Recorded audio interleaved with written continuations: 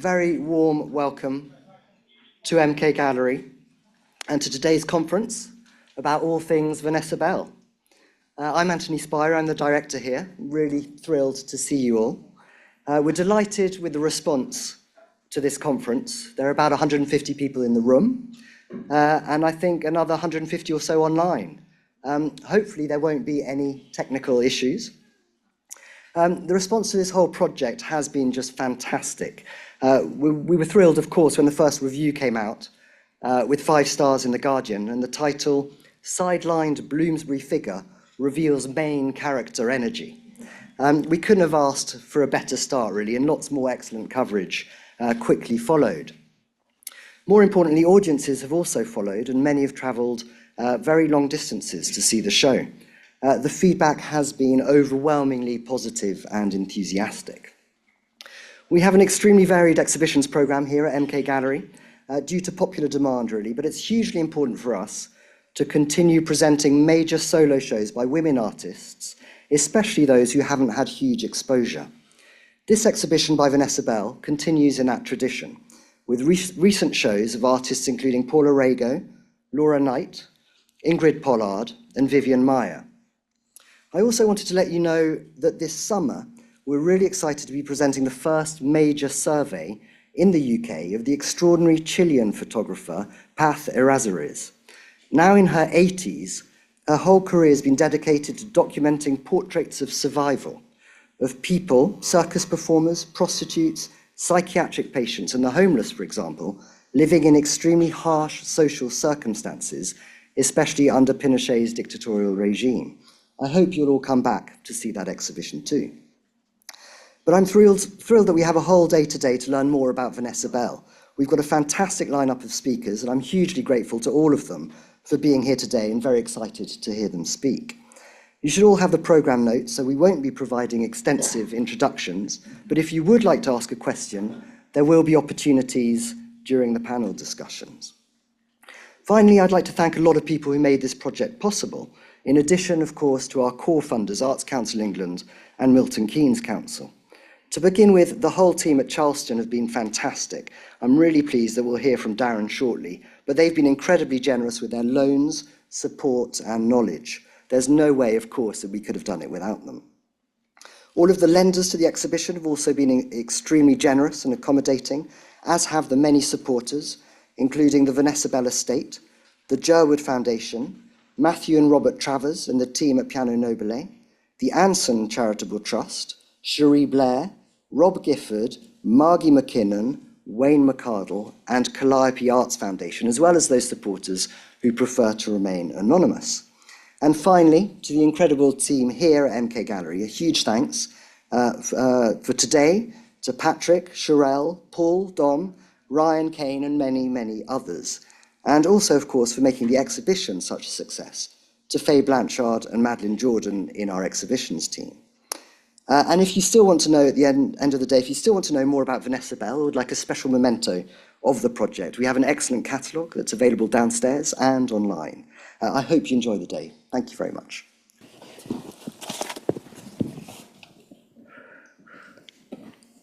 Oh, here we are. Okay, I'm Wendy Hitchmo, and my talk is called Shaping Ambition. When Vanessa Bell was pregnant with her first child, Virginia Woolf began a narrative for the unborn baby. Titled Reminiscences, it reclaims Vanessa and their shared experiences as sisters. Neither of them had established reputations when the manuscript was completed in 1908, but it describes the ambition that made Vanessa exceptional. When I put my finger up, I'm quoting. "Once I saw her scrawl on a black door a great maze of lines with white chalk. When I am a famous painter," she began, and then turned shy and rubbed it out in her capable way. Vanessa and Virginia belonged to a generation of women who had to strive even to imagine equality. There were no famous women painters to serve as professional role models. And I ask you to hold on to that thought throughout the day today. What did it mean to be brilliant, ambitious, and a woman in the first decades of the 20th century. I'm going to read a little bit from my forthcoming book because it examines Vanessa's work and repeatedly sets it within this context.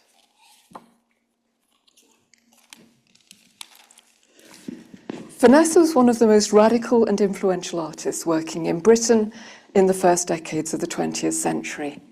She opened up professional opportunities for women, including her sister. She was one of the first artists in Britain to produce fully resolved abstract paintings and collages. She exhibited in London and Paris alongside artists such as Wyndham Lewis, David Bomberg, Thérèse Lesaur, Paul Nash, and artists more closely associated with the Bloomsbury Group in the years immediately preceding the First World War. Nevertheless, her career was hampered by prejudice. Duncan was invited to show his abstract paintings with the Vorticists in 1915, but Vanessa was excluded from that show. Let's not have any more of those damned women, the artist Christopher Nevinson is reputed to have declared at the opening of their Rebel Art Centre. She included her abstract paintings in the backgrounds to this self-portrait and to portraits of her husband Clive Bell's lover, Mary Hutchinson, wryly reflecting her own relegated status within the bombastic, male-dominated field of British modernism. Her abstracts were ambitious and deliberate contributions to an international visual dialogue about the future of painting. Vanessa's fortitude and her determination as a pioneer were rooted in a succession of tragedies early in her life. She was born in 1879. Her father, Sir Leslie Stephen, was an eminent and well-connected figure in literary circles. He was a writer and the first editor of the Dictionary of National Biography. Her mother, Julia Stephen, had been the favourite model of her aunt, Julia Margaret Cameron.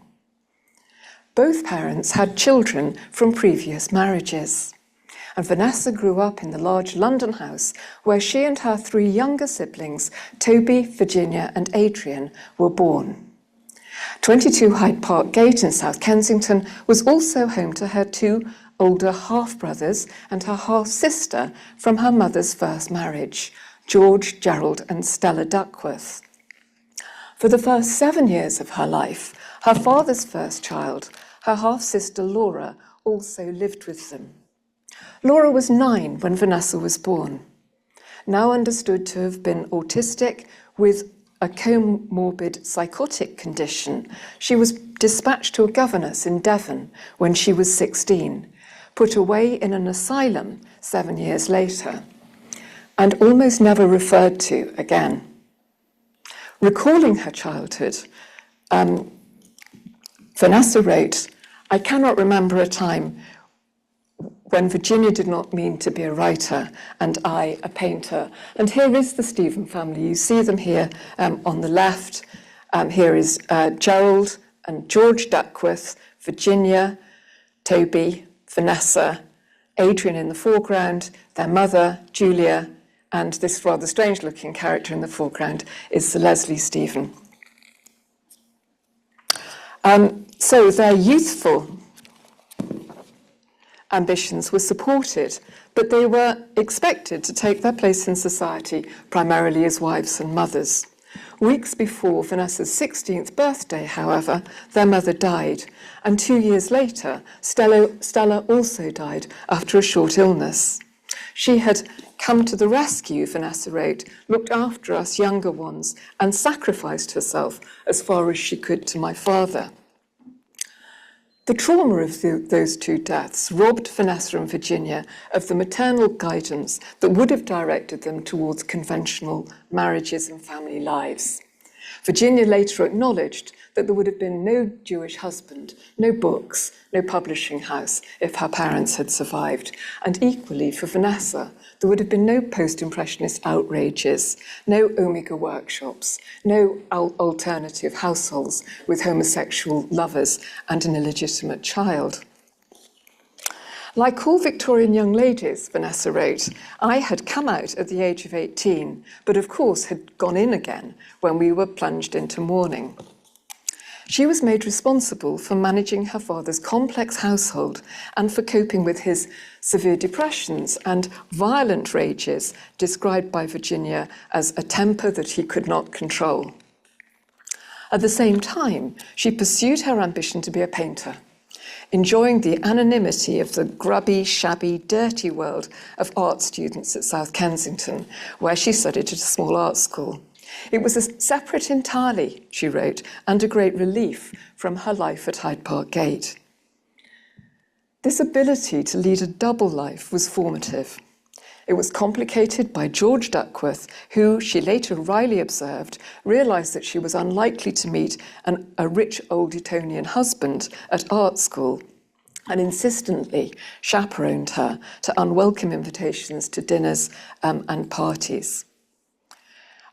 Vanessa's childhood and family background are vividly evoked in Virginia's autobiographical works, including 2 ruthless accounts read to the Bloomsbury Memoir Club and a longer autobiographical sketch of the past. She described their close conspiracy during the 7 unhappy years between Stella's death and that of their father, when she and Vanessa were fully exposed without protection to his emotional brutality. The sisters may also have been exposed to sexual abuse. Virginia's memoir, 22 Hyde Park Gate, includes a chilling description of George creeping into her bedroom after a long evening together. He'd taken her out to dinner, then to the theatre, and then to a party at the home of the ageing artist William Holman Hunt, and she describes the confused whirlpool of impressions as she undressed and began to fall asleep. And then the door to her bedroom, creaking stealthily as George entered, flung himself on my bed and took me in his arms. Vanessa was almost certainly present when that memoir was read aloud, and she's clearly identified as a fellow victim. It concludes with the extraordinarily brave revelation: George Duckworth was not only father and mother, brother and sister to those poor Stephen girls, he was their lover also.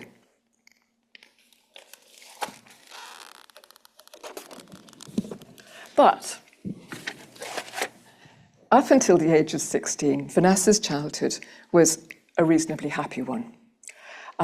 She and Virginia were educated at home, where their 2 brothers went to boarding school, and Stella supported Vanessa's ambition to become an artist. She also encouraged Vanessa and Virginia to take up progressive hobbies like cycling and photography. And in this early photograph, you see Vanessa here with her 3 Stephen siblings in the background, staring intently at the camera, as if she's making a portrait of the photographer. Oops, sorry. But here you see in her hand, she's not holding a pencil or holding brushes. She's holding a small object. And I believe that this was a remote shutter release. You can just see the cord to it. I can't see it on my tiny screen, but you'll be able to see it. Oh, I'm sorry, when I move my mouse, it doesn't appear on your thing. Well, you can just see the cord to it. So I think that she was, in fact, both the creator and the subject of this portrait. Her formal training began in 1896, the year following her mother's death, when she studied drawing with Ebenezer Cook and then enrolled at the Cope and Nichols School of Painting. And it was Stella that took her along to the school, writing in her diary on the 1st of April, to Cope and Nichols' studio. Nessa liked the looks of it. She begins on the 27th. Cope's was a feeder school for the Royal Academy, and it was open to both sexes. Vanessa's friends there included Marjorie Snowdon and Sylvia Millman, and they all graduated to the Royal Academy schools. Sylvia and Marjorie had moderately successful careers, but the patriarchal infrastructure at art school did little to encourage their ambitions. All of the tutors there were men, and I ask you to imagine the effect of that. Vanessa was 22 when her father became ill with abdominal cancer in April 1902, and she then combined her studies with his medical care, organising the regular doctor's visits and a succession of live-in nurses. He died at home in February 1904. And she then established a new home at 46 Gordon Square in Bloomsbury with Toby, Virginia and Adrian. It was there that the Bloomsbury Group began to gather the following year. Briefly, Vanessa studied at the Slade School of Art, close to their new home in Bloomsbury. She wrote that she made no friends there and stayed only a term, but the Slade expanded her network of young artists. One of the keys to Vanessa's success was her ability to work collaboratively to subvert patriarchal structures. She turned society's expectations of her as a hostess to her own advantage on Thursday evenings, soon after the four siblings were settled. Initially, she had cards printed and addressed them by hand to their friends. Her influence as a hostess is substantially unrecognised because as a woman, she exercised her agency below the radar. In her memory, Notes on Bloomsbury, Vanessa was characteristically self-effacing about the origins of the group. So it happened that one or two friends began to drift in on Thursday evenings after dinner, she wrote, but in fact, repeatedly, she secured the key participants for an evening by inviting them to dinner first, and the other guests would arrive quite casually later on. She listed the young men from Cambridge and described their liberation from polite conversation. They were full of the meaning of good, she wrote. The young men were perhaps not clear enough in their own heads to mind trying to get clearer by discussion with young women who might possibly see things from a different angle. At any rate, talk we all did, it's true, till all hours of the night. Together, Vanessa and Virginia ensured the continuity as well as the success of Thursday evenings, and it's unlikely that Bloomsbury would have become established as a group without them. Encouraged by the success of Thursday evenings, Vanessa launched a Friday club later in 1905 to focus on the visual arts.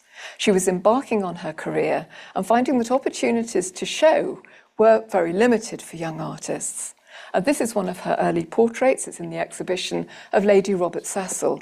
And Lady Robert, known as Nellie, was an influential supporter of women's suffrage, and she supported Vanessa and Virginia's professional ambitions. In addition to this portrait, she commissioned one of her husband, and that painting, now lost, was one of the first that Vanessa exhibited with the Friday Club. An important aspect of Vanessa's work as a modernist woman was the making of collaborative, creative environments where she could establish a reputation on her own terms and position herself as a professional. Vanessa and Virginia had travelled to Paris in 1904, where Clive Bell had taken them to a bohemian cafe and introduced them to his friends there. This experience gave Vanessa an insight into an alternative culture in which women artists were free to live and work independently. She started the Friday Club, she later wrote, in a vain hope of creating something of the same kind of atmosphere here in London. Researching my book on Bell, it was interesting to see how often her achievements were credited to the men in her life. Repeatedly, in the history of modernism, her work and her contribution seem invisible. Clive was a peripheral figure on the Friday Club committee, but his role has been exaggerated to that of a co-founder. I had to dig into the detail to establish that it was very clearly Vanessa, with Virginia's active support, who invented that club and made it work. Vanessa's vision for the Friday Club was ambitious and progressive. It would hire rooms, organise annual exhibitions, and create a forum where young radicals would meet and discuss the arts. It soon became a hub for emerging modernists. The first meetings were held at 46 Gordon Square, but Vanessa hired a studio in Chelsea and sublet it to the artist Henry Lamb so that it could be used for meetings.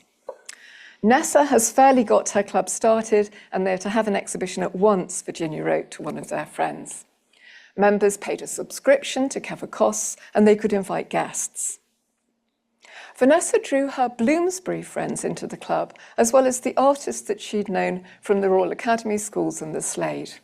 She invited Lytton Strachey and his sister Pippa, and they in turn invited Duncan Grant. Desmond McCarthy gave a paper on art, and later, when Vanessa and Clive met Roger Fry and shared a railway carriage with him on the train from Cambridge to London, Vanessa followed that meeting up with an invitation to him to talk at the Friday Club. The club offered a professional platform that Vanessa could use to further her career as a modernist. The Friday Club defied social conventions by promoting serious discussion between men and women about the arts, regardless of gender and class. It nurtured Bloomsbury's interest in modernism and visual culture, and it organised increasingly important exhibitions. Artists who would later contribute to the Omega workshops, including Vanessa, Roger, Duncan, Frederick and Jessie Etchells, Winifred Gill, Edward Wadsworth and Paul Nash, all exhibited first with the Friday Club. Paul Nash was still designing their posters, as you see here, in 1920. Relatively few early works by Vanessa have survived, and many of them were probably lost at a fire in her London studio. But I wanted to begin today, in any case, by thinking of her work more broadly as a trailblazer, undermining the patriarchy that restricted her opportunities. Cornish Cottage may have been one of the paintings that she exhibited with the Friday Club in 1905. The following year, she was devastated when her brother Toby died at 46 Gordon Square of typhoid fever. Clive was one of his closest friends, and she agreed to marry him 2 days later on the day of Toby's funeral. Her first child, Julian, was born in 1908, and in my book, I argue that if Vanessa's marriage had been happier, it might have derailed her career. But she continued to paint and to take painting seriously. She exhibited at the Friday Club when Julian was 4 months old and with the Allied Artists Association. Her ambition in 1908, however, was to show with the New English Art Club. The selection process was competitive and anonymous, but it was beginning to show more work by women. Painting a new still life, Iceland poppies, Vanessa wrote to Marjorie, "I don't believe I shall ever have the courage to send it or anything else to the New English." She did submit it, and it was accepted. And I want to end this talk with Iceland poppies because it closes a chapter on Vanessa's early career. The older artist, Walter Sickert, was so impressed by it that he wrote to her, "I find that the little vase with 2 slain poppies stretched by it, which we all admired and loved on the selecting jury, is by you. I must say it is an agreeable emotion to find it is yours. Continue." Thank you.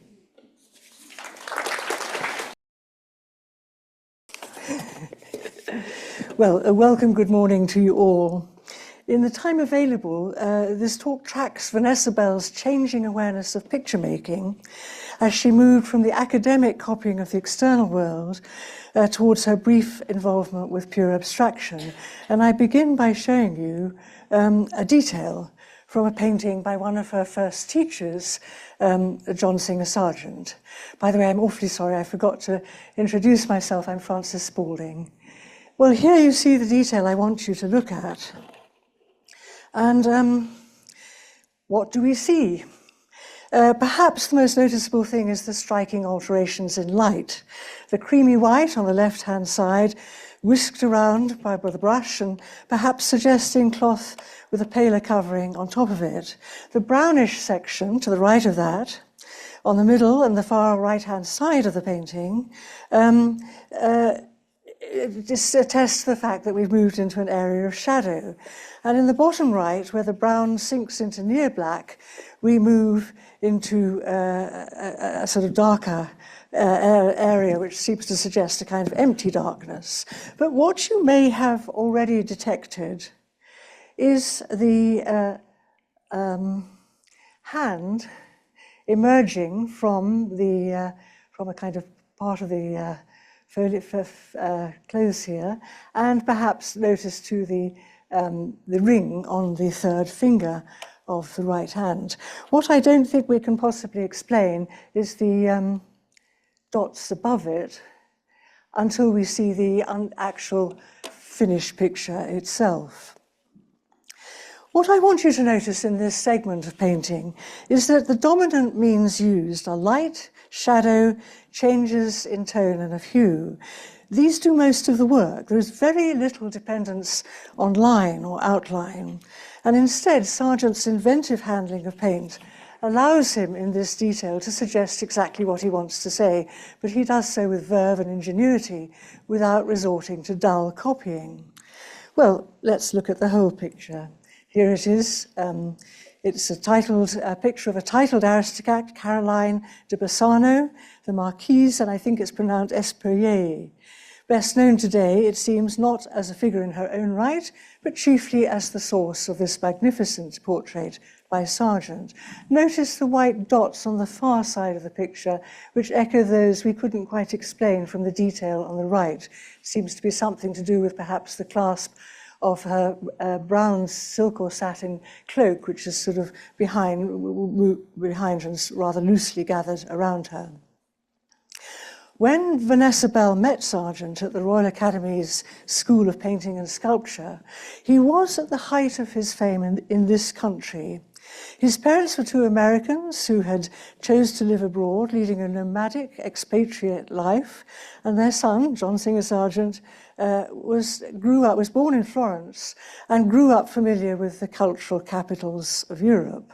So exposed to art and culture from birth, Sargent attended art schools wherever he was living and became such a consummate cosmopolitan that he easily gained portrait commissions of social elites, first in Paris and then in England and finally in the United States. But in England, he had been initially regarded with mistrust or distrust. Why? Because his art looked foreign. He had trained in Paris under Carolus Duran, who taught him to construct volume, as we have seen, through alterations of tone rather than outline, a method that challenged the more linear style of the Pre-Raphaelites, which Ruskin had done much to promote. Yet by the time he became one of Vanessa Bell's tutors at the Royal Academy of Arts, his fame was similar to that enjoyed today by David Hockney. And to see him standing at his easel in the life drawing room, his head flung back, his eyes staring intently, his drawing arm fully extended, must have added a note of undeniable drama to the life class. Here you see another painting by Sargent, but I've gone one before. Yes, this is the one I want you to look at. Actually, this is Sargent's own self-portrait, and in 1902, Vanessa Bell wrote about him in the following way. Sargent is teaching most extraordinarily well at the Royal RA, and she continues, he gives lessons that would apply to any paintings. Apparently the drawing, by which I think she means the composition or design, is to be got entirely by painting thickly the different tones. He generally tells me that my things are too grey. The one thing he is down upon is when he thinks anyone is trying for an effect, regardless of truth. Now, it seems that this is quite useful advice, I think, for the early stage in a painter's career. And in the spring of 1904, soon after the death of her father, when Virginia and her siblings, some of her siblings, took a holiday in Italy and spent time with friends of a family in Florence, she visited the home of this writer, Vernon Lee, and was delighted to see this small portrait, now in the Tate, hanging on the wall. It's so vital, informal, yet memorable portrait. Sargent, having lived in Paris, was aware of the Impressionists and seems here to be striving for something of Impressionist immediacy. One thing more about Sargent is that he told his pupils that when painting a portrait, the background colours should come right up close to the sitter and sometimes merge with them. And you can see on the left-hand side of Vernon Lee's face that this is exactly what happens in this portrait. It's hard to distinguish where the mass of her hair begins or ends and the background colour begins.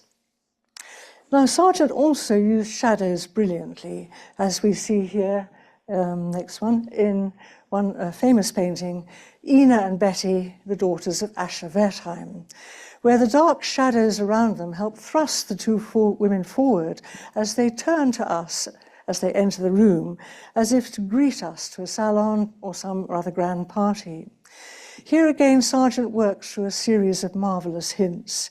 He touches in the highlights on silk or satin, on pots and gilt frames. These women are the daughters of an art dealer, a prestigious art dealer, not, of course, but they are not aristocrats. But time and again in his more opulent portraits such as this, the cavalier movement of Sargent's brush sets out to convey an aristocratic nonchalance. And this is why Osbert Sitwell said of some of Sargent's portraits, they thought they were rich, but they didn't know how rich they were until they saw their portrait painted by Sargent. Well, finding the right tone and making highlights work within the overall composition were two things that I think Vanessa Bell learnt from Sargent. But when she became a post-impressionism, as we will see, she deliberately avoided the negativity of the shadows in this picture. Sargent is looking backwards in a way at society painting of the past, notably Van Dyck, not forwards to post-impressionism. Another artist that she greatly admired as a young woman was Fred Walker. This was because their house was full of the Cornhill magazine, which her father had once edited, and Fred Walker was a very good illustrator, and she would have found many of his drawings in those copies of the Cornhill magazine.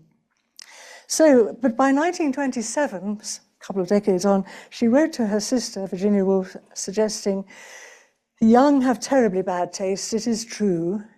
She goes on, "But after all, so had I. Sargent and Fred Walker still haunt me." So you can see Sargent had somewhat sunk in her reputation in her mind by then. So if I could bear with seeing a much less good slide of a painting that Wendy has already shown us, we can see here that already she's composing her works with confidence and skill. I love the way the pinky red line down the opening of her jacket is picked up in the chintz and the chair and the little footstool at her feet. And I love the way that everything is sort of well placed within the composition as a whole. Notice how she's put white on the ledge of the windows. It's a very good way of suggesting a kind of almost sunlight or very strong light coming through. But if I can just point to one tiny corner, which is here, you will see the underlying lighter grey at the very edge of the painting, which suggests that at the last moment she decided that the tone of that wall was not right. And so she repaints. And perhaps partly to remove such a bright grey, which would have detracted from the light coming in through the window and down the sitter's face and on her book and so on. And so that is a little bit of Sargent, I think, influence coming in at that point. Another portrait that she painted early on, slightly over emphatic about the texture of the background. It's a very tiny portrait, as you will have seen in the exhibition. But this, again, it usually hangs in Charleston, of course, and it's one of the members of the Bloomsbury Group, Saxon Sidney Turner, playing the piano. He was a great lover of music. And what is so wonderful here, and perhaps also with a bit of memory of Sargent in it, is the way the light touches on his ear, falls a highlight on the white collar, which is then echoed on the music on the piano, and so on. And it's, again, very beautifully composed and has that sort of feeling for the scene as a whole. But I think she began to become very much more sophisticated after this, and I think partly because sorry, I just need to have a look at what I'm saying on here. This is, as you well know, it's Whistler's The White Girl, and she would have seen this painting in the home of Arthur Studd. He bought it, I think I say when he bought it, in 1993, and he bequeathed it to the Tate in 1919. I don't think as a young woman you could have stood in front of this painting without learning quite a lot and acquiring a sharper sense of tone and aesthetics. Another painter, the painting which Arthur Studd owned, is this, I think, one of the most beautiful, oh, sorry, I'm pressing the wrong thing, Nocturnes by Whistler. Again, had I known that this wonderful screen would be so huge, I might have reduced in size some of these a little bit. But nevertheless, you can see this magnificent nocturne, which, as you probably know, he mixed up his paints before he began. He often put the painting on the floor so that he could wash the brushwork right from one side to the other, a beautiful way of conveying water, of course. And then he would have these piercing lights at early dusk or late dusk to be reflected in the river. You can see his signature, the butterfly signature at the very bottom, put on almost like a signature on a Japanese print, and this chap with the net at the foreground there. It's a very beautifully worked painting, and I think that sort of thing edged her towards the beauty of what we have already seen, the painting of this painting, which Sickert so greatly admired. I find that the triplicates are fascinating. The wallpaper behind with its stripes, the three objects in the middle suggestive of sleep, and the pop is suggesting sleep, and possibly the medicine bottle also suggesting an aid to sleep. But really what you need to see is this picture not so brightly lit and at Charleston. And there you get this wonderful sort of greeny greys in it too, very nicely placed at the moment on top of the hand-stenciled wallpaper that Vanessa Bell and Duncan Grant did when they decided to move back to Charleston at the start of the Second World War. And it has a very great beauty, this picture. It is, I think, the highlight, as Wendy suggested, of her work up to this point in 1908 or 9. But of course, what happens after that is the shock of the new. And we are looking at something very much more modern in Matisse's Woman with Green Eyes on the left-hand screen. And these paintings of this sort, there's a Post-Impressionist by Gauguin, Van Gogh and Cézanne in particular, which were shown in great numbers at the first Post-Impressionist exhibition called Manet, and the Post-Impressionists were what caused this great rumpus and argument and row in London when shown in 1910. The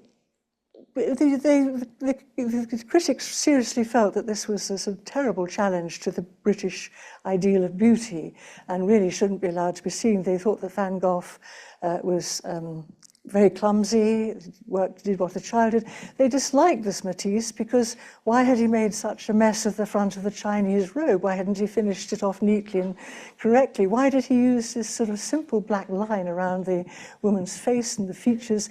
Why on earth did he not suggest any space between the sitter and the shelf behind, with the objects almost challenging your look at the face? Well, of course, what Matisse was trying to do is to bring a vitality to every inch of the canvas. Nowhere is there that negative blackness that Sargent made very good use of, but not in the way that the Post-Impressionists would like to do.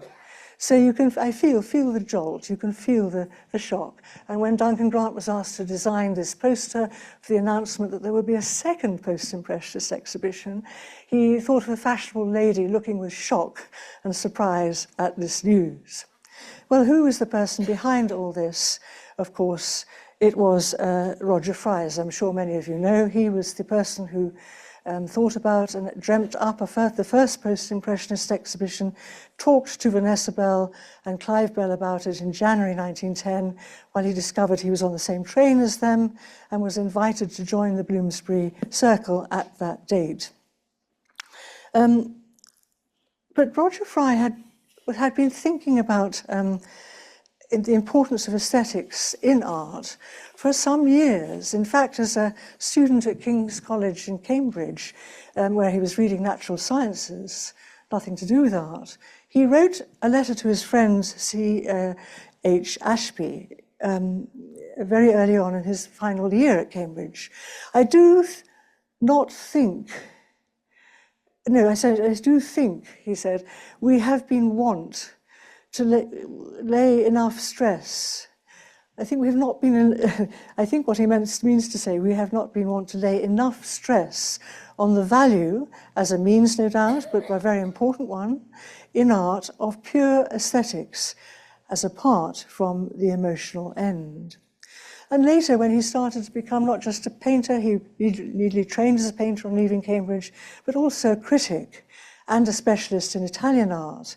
His writings on art show that for him the aesthetic appreciation arose chiefly from a painting's formal and content, its use of line, mass, and the disposition of space. This is a very famous painting called the Villeneuve Les Avignon Pietà in the Louvre. And writing of this painting in 1904, he declared, "As with the greatest Italians, so here, the effect on our emotions is, like that of great architecture, aroused directly by the building up of lines and masses." No mention of the Christian content, you notice.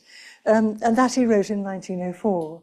So he was looking intently at the making of paintings, how to make them work, and so on. Well, let's very quickly whiz through a few other things. Here's a Van Gogh, and I want you to see immediately, I'm sure many of you love the Van Gogh exhibition at the National Gallery, how every inch of the scene is made active by his ability to translate what he sees into a kind of language of his own, because painting nature is very, very difficult. There are many ways you can do it, but his has this sort of immediate vitality in the use of the touch of the brush as it meets the painting. And it's also interesting that if we look at what one of their fellow artists at this time thought was happening, I think he was writing this, Raymond Coxon, in 1932, he says Cézanne was probably the first to dissociate form from nature and to reassemble it to an ordered naturalism.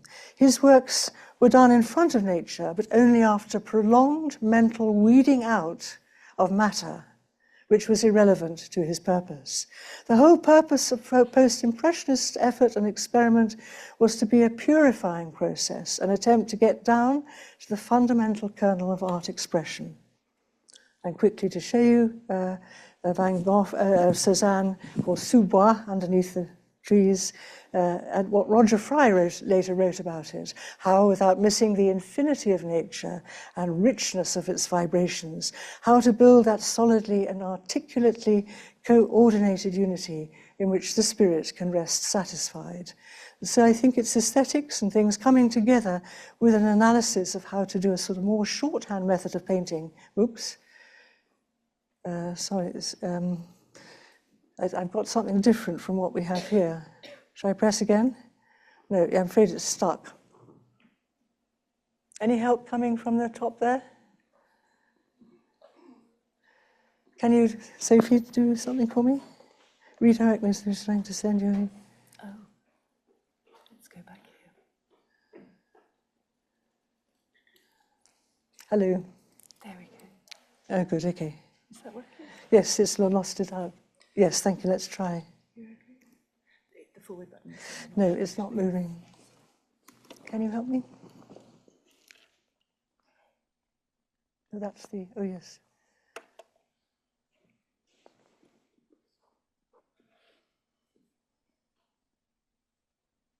Yes, oh, you did it by pressing down here. Yeah. Okay, thank you.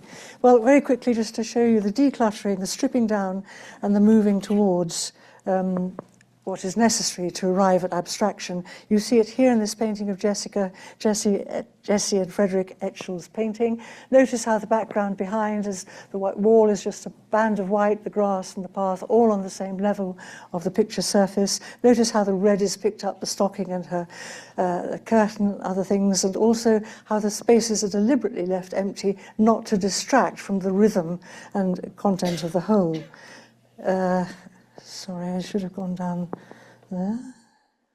Yes, this one again. It's here. She's preparing almost for her brilliant designing for the Omega. It's, as mentioned in the catalogue, it kind of precedes the Omega just about. It's just beginning. And again, a wonderful stripping down of a subject simply called a street corner with people gathering to talk. And now removing something almost to a near abstract painting, as we'll be on to in a minute. Here are the Sutherland Bay, and it is with Sutherland Bay in mind. Let's just look at the sketch that she made initially for oil sketch that she made for a famous painting now on the tape, but it's called Sutherland Bay. Notice the rocks on the top left. They're superfluous, aren't they? So let's get rid of them, and we arrive at this famous painting, where the centre part is a great area of nothingness. And it's a wonderful stripping down of things. What she wants is something very, very different from the normal reality that she began with when she began drawing the bathers at Studland. Freud, interestingly, used the phrase oceanic feeling to describe the sensation of being at one with the world, or the perception of things without a limit. This is not an attempt to create a particular place, the Studland Bay, or a particular person's. It is just allowing the shape, the colour, and the line of the sea to all play their part, independent of those sort of narrative features. You'll notice that the strong diagonal moving across where the sea meets the beach is echoed by the invisible diagonal between the seated figures on the lower left and their relation to the figures at the bottom of the changing tent. You may be able to see that there's a kind of red pushing that blue forward that gives it such wonderful richness. And similarly under here, I think there's a sort of a bit of blue or something that's causing this sort of mottled effect to the sea here. Well, briefly, after this, on she goes to see work by the Czech artist František Kupka, and he did a whole series one year of vertical planes in this sort of way, and this leads her on to her own experiment with abstraction, as you see here. And it says in the catalogue that the way up it should be, as it wasn't indicated on the back of the picture, was decided by the direction of the brush marks. This is nonsense, because if you look at Van Gogh's, they would all be on their side or something, because he changed his direction of brushwork so frequently. It's evident, I think, in the fall of those shapes, and that bar of sort of orangey red in the middle, which then brings your eye up again to that shock of surprise which you get with that pink in the corner. We'll just look at it very briefly so that you can see in the top left-hand corner, if you can, just see that she has, there is a brighter bit of, sorry, am I pressing the right thing? Yeah. Well, there seems to have gone. Just notice the very tip of where the yellow ends, you can see a brighter strip of yellow. She's again thinking, is this tone right for what I need or want? And if I can end just by saying, there's a bit of Sargent even here. Thank you very much. So, if you were out walking in 1913 through the Regency squares of Bloomsbury and Fistrovia, you might come across something startling and unexpected. Maybe.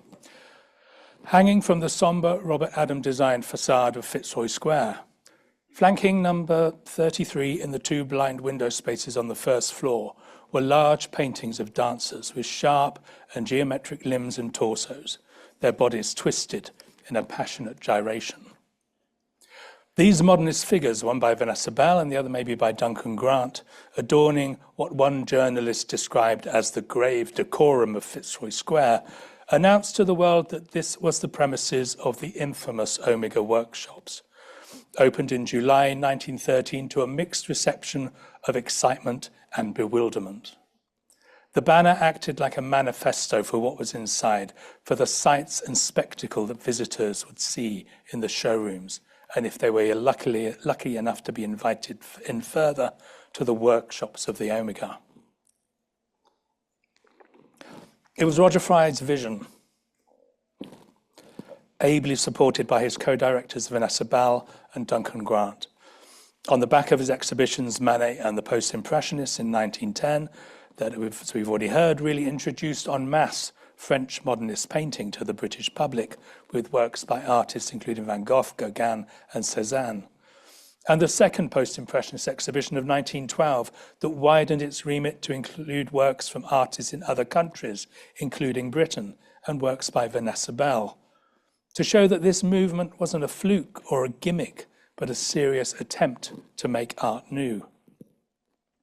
By 1913, Fry was a man on a mission, this time to shake up design in Britain and to get the spirit and aesthetics of post-impressionist art into the home. As he told one journalist, "It is time that the spirit of fun is introduced into furniture and ceramics. We have suffered too long from the dull and the stupidly serious." It's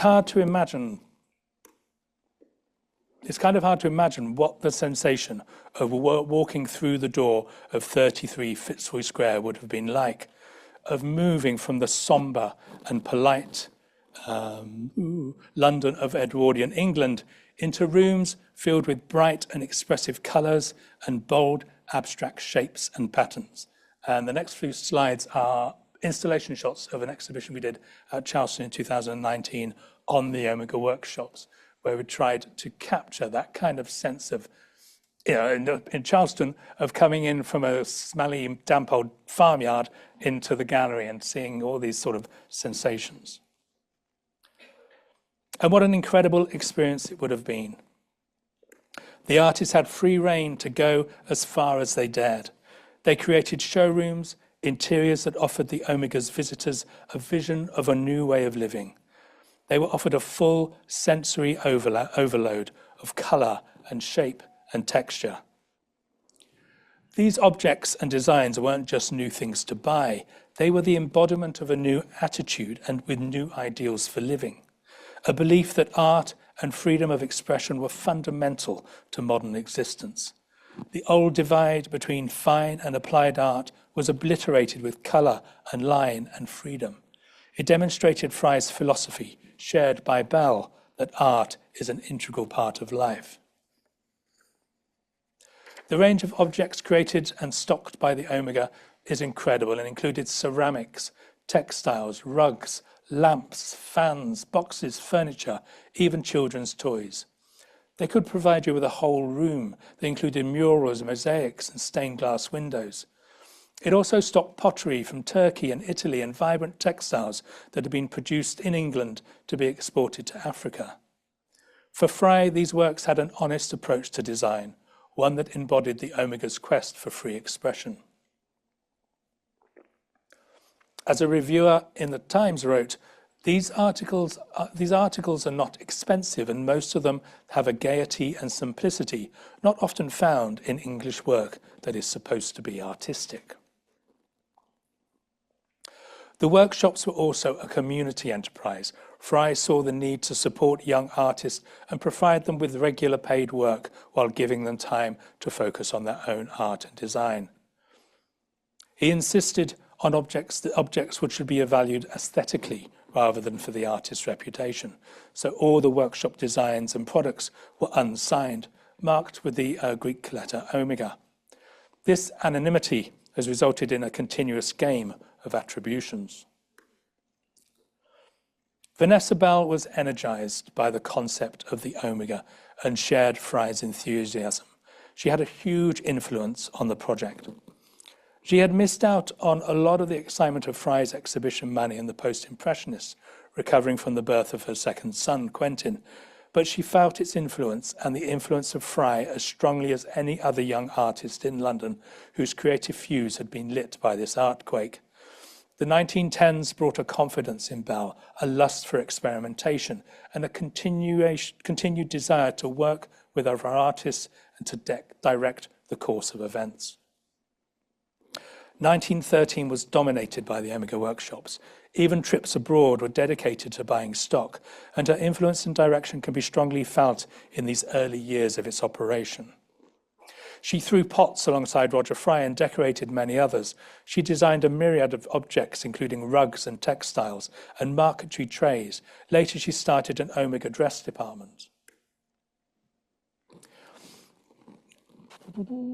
In the summer of 1913, she painted one of the 3 panels to decorate the Ideal Home exhibition that autumn.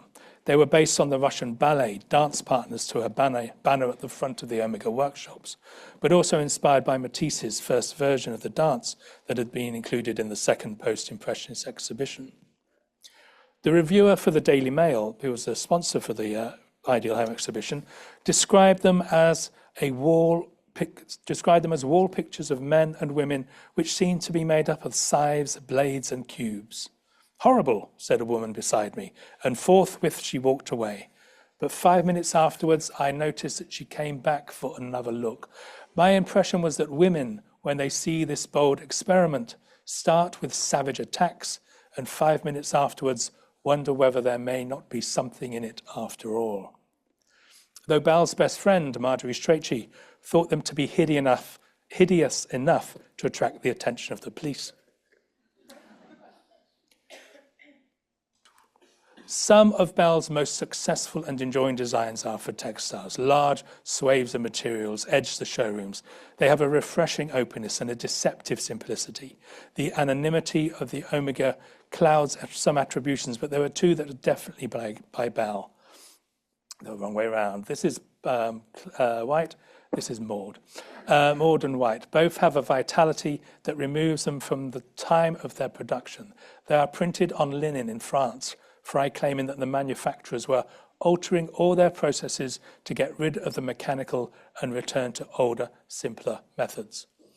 There is a joy in the unevenness of the printing that elevates the mechanical process to something intimate, maintaining the hand of the designer with a different mark making and the depth of colour application. At Charleston, there is a chair in Clive Bell's bedrooms that looks like it could almost have been put there by mistake. The textile design white is contemporary and fresh. The web of black lines echoes some of the ceramics in the house. Oh, hello. Where's that gone? Oh, there it is, in the completely wrong place. Some of the text. The web of black lines echo some of the ceramics in the house. This jug in the studio that was bought to sell at the Omega with its loose but satisfying collection of graphic lines.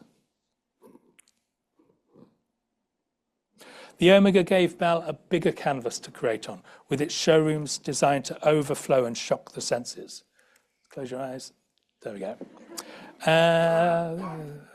During the winter of 1913 and 14, she designed a nursery, its walls decorated with a tropical landscape and an elephant made out of paper.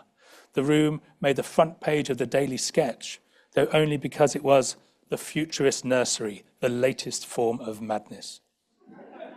Though the Daily News and Leader were more positive, stating that all babies who wax fat and kick love to lie on their backs, and in post-impressionist surroundings, they will learn as they lie many of the outward characteristics of the animal world as portrayed on the ceiling. Bell was a mother herself, as were many of the clients of the Omega. She was creating spaces and products and an identity for her peer group. When she began to design Omega dresses, it was people like her that she had in mind. She wrote to Fry that our public ought not to be the very smart, but people like myself who don't know where to get clothes that are too expensive or too ordinary.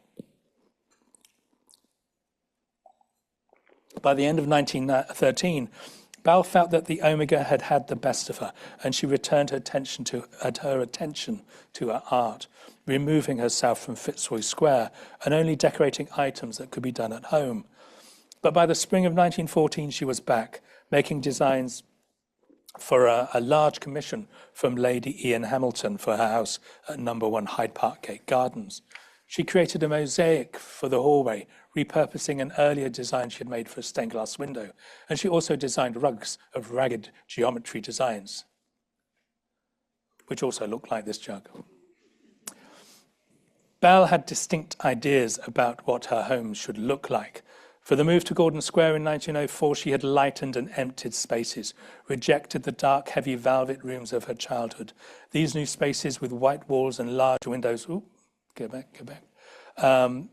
allowed her and her siblings a freedom to entertain, to work, and to talk. But by 1912, when she and her sister took Asham, a small early 19th century house between Lewes and the port of Newhaven, she was able to channel and express the influence of Post-Impressionism onto a new canvas. For Bell, this was a new opportunity to mould the interior to her vision. Little is known of the actual decorative schemes at Asham, but Bell's portrait of her sister, now at the National Portrait Gallery, gives some idea of the flashes of colour, of texture, of the radical ideas that she described in letters. In August 1912, Bell wrote to her sister, "I am very busy inside the house, putting up curtains, etc. I have just been getting a bright reddish-orange stuff for curtains for the sitting room, to be lined, bordered with mauve." The colours reflect her painting and predict the look of the Omega workshop, a project already brewing in the fertile imagination of Roger Fry. But Bell also had distinctive ideas of what the Omega should not be. It should not be fatal prettiness. The phrase comes from a letter to Fry. Bell was visiting her friends Ethel Sands and Anne Hudson, here's Ethel Sands, at their tastefully decorated and refined home, Newington House in Oxfordshire. Ethel and Nan were artists, wealthy American Anglophiles, who also had a chateau in France. Bell felt stifled by their surroundings. The perfectly colour-matched interiors and exteriors even extended to the clothes that the two women wore. It felt too prim, too spotless. It lacked the opportunity for spontaneity and anarchy. It was just too refined. Bell laid out her case to Fry, who had suggested that Ethel and Nan be invited to be involved in the Omega. Bell wrote, "It isn't what we want even for the minor arts, is it? I do think we shall have to be careful, especially in England, where it seems one can never get away from this fatal prettiness. Can't we paint stuffs, etc., which won't be gay and pretty?" Bell's views on Ethel and Nan's home did not soften with age. Some years later, when completing a commission to decorate a loggia at the two women's chateau in France, Bell complained of the restraint she felt there, begging Fry to send her a glimpse of ordinary rough and tumble, dirty everyday existence. "I am beginning to be in danger of collapse from rarefaction here. The strain to keep clean is beginning to tell. Duncan shaves daily. I wash my hands at least 5 times a day. But in spite of all I know, I'm not up to the mark." By 1916, Bell's world and the wider world were changing. The war seemed unending. Conscription had been introduced. For Bell, who was now deeply in love with Duncan Grant, it meant another move, this time to Suffolk and a small farmstead called Wisset Lodge, in the hope that the authorities would approve the farm work that Grant and his lover David Garnett were carrying out as that constituted work of national importance. They didn't, and by the autumn they were moving again, but not before Bell had made the place her own. I don't have any photos of Wisset, so you have to imagine. The walls of the fusty old house, a distant aunt of Grant's, were enlivened with a brilliant lime blue distemper. She dyed the chair covers with coloured inks. Next, Bell decluttered, removing much of the old lady's furniture and mementos. She wrote to Fry, "I find that there are things one does object to live with, especially the imitation Morris and the early Victorian chintzes, and things which merely create dirt and stuffiness, and things which are peculiarly thin and miscan." I had to look up miscan, and it's French for petty, so thin and petty. Bell also decorated the walls, making a copy of a Fra Angelico in one bedroom, a free version of the Visitation, flanked by columns of marbled papers. But the Omega was not completely forgotten. Bell made artificial flowers, which appeared in many Bloomsbury still life paintings. And in February 1916, she put on a small show of her work, which ran for 2 weeks. The tribunals were not happy, and the men working at the farm that was owned by a family member. So a new farm was needed and a new house somewhere closer to Asham and to Virginia. This photo, this is a painting at Charleston. This is Duncan Grant, 1917, so soon after they moved in. And you can see the top panel. You can see some of the artificial flowers that were sold at the Omega workshops. And a little zigzaggy jug that's still at the Charleston in the collection. So these sort of elements from the Omega workshops still sort of entering her home in Sussex. That one, don't know why that's there. And this is Charleston. The family moved into Charleston in October 1916. As at Wisset Lodge, the first creative act was to have the whole house painted out. Walls, doors, and fireplaces were gradually decorated, the spirit and style of the Omega workshops staking their claim on this old Sussex house. Oh, no, okay, there we go, there it is. Artificial flowers appeared in Grant's still life on the back of the door, and objects from the Omega started to fill the house. Bell arranged her Omega dinner service on the sideboard of her new home. The solid, heavy plates and bowls rippled and pockmarked, shining with thick, creamy white tin glaze. These are some photos we took for our Omega exhibition, and some ravishing radishes on that black one. As Charleston became the wartime centre of her life, the Omega slipped further away, and Bell's loyalties became strained. Bell accepted a commission to decorate 2 rooms for Mary Hutchinson in her River House, Hammersmith, for £12, undercutting the Omega by 8. Fry was furious, but Bell was practical, arguing that she and Grant had done a great deal of low-paid work for the Omega in the past, and that opportunities were few and far between in Sussex. It seemed right that the artist should get the full asking price. The Omega continued to operate until 1919, until it finally closed its doors. But it had achieved a lot in its few short years of existence, and for Bell, it had helped her liberate her work and her approach to design. I'll just give you another photo of Charleston. No, going away. Okay. Occasionally over the years, someone would have the idea to restart the workshops, but its time had passed and its work had been done. So to see the Omega, you must come to Charleston and experience Vanessa Bell's creation. Charleston is the enduring example of the influence of the Omega workshops, where art is no longer confined by the picture frame on the wall, where colour, shape and line, textures and brush marks and soft and hard surfaces, abstract patterns and floral motifs, modernist masterpieces and simple pots and ornaments happily rub along with each other. And it is Charleston that maintains the ideals and the philosophy of the Omega workshops. So please visit. Okay, I get the joy of keeping you from lunch by asking for questions. So I've already sort of warned our speakers. I think it would be really sensible if we took questions for particular speakers rather than having to ask all the panel to answer everything. So is there anybody who has a burning question here in the audience that would like to pose it? Because we're also going to, I hope, take some from people who are with us online. Yes, please. When she gets there, this is a question. There's a microphone coming. Just a moment. Here come the other. Here's Wendy in front. It's a question for Wendy, just arrived.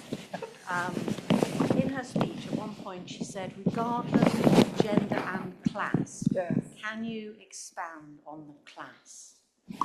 I suppose the person that immediately comes to mind at the Friday Club was the woman Nina, who became Euphemia Lamb, Henry Lamb's wife for a time, subsequently the model for Augustus John, Jacob Epstein, numerous other people, who had a very romantic idea of her own background, was a compulsive liar, but was very probably the daughter of a sex worker from Manchester. And she was so shocking at the Friday Club that they hid her behind a curtain in Henry Lamb's studio, because for the more respectable women attending the Friday Club. She was somebody they couldn't really be associated with. But Vanessa Bell cornered her at one of the early meetings and was absolutely fascinated by her stories, and subsequently invited her to sit for her. So yes, absolutely, people of different social backgrounds all coming together at the Friday Club, and a combination of radicals from different disciplines. So recent graduates from Newnham College in Cambridge, as well as former students from the Slade and the Royal Academy schools. So the Friday Club's so important because it's Vanessa Bell really creating a context for progressive radical women to come and speak their views, and for the artists in that group to show their work. And how long did the Friday Club continue for? Because the Paul Nash poster is 1920, if I remember. Yes, I think the exhibitions continued until 1922, but Vanessa and Roger Fry and Duncan Grant ceased to exhibit with the Friday Club from 1913 because they then formed another of these groups, that Vanessa creates these groups so that she's got a platform, and that was the Grafton group. But they still go to Friday Club balls and parties. I thought it was a great idea meeting up at 10 o'clock at night, I must say. I thought when I first read about it, I thought, well, they probably went, sort of 6, 7, no, 10, and keep going till the small hours of the morning. Sounds great to me. Do we have, Anthony, have we had any questions from online by any chance? Because I don't want to ignore that. No. Okay, there's a gentleman right by you, I think. Wendy, brilliant presentation. I'm just curious about this issue around the fact that women are often involved in the organisation and curation of sort of art systems. Thinking of Lillian Bliss in New York, thinking of Jo Van Gogh Bonga and her relationship with Van Gogh. And you're already describing a similar role with Vanessa Bell. Why is that role not really appreciated? This role of actually initiating, organising, structuring, creating systems where art is really appreciated and reputations have grown. I'm curious about your views on that. I think it's the patriarchy, isn't it? That women had salons, they were hostesses, they were good at putting people together that could help one another, they were great at socially enabling things to happen.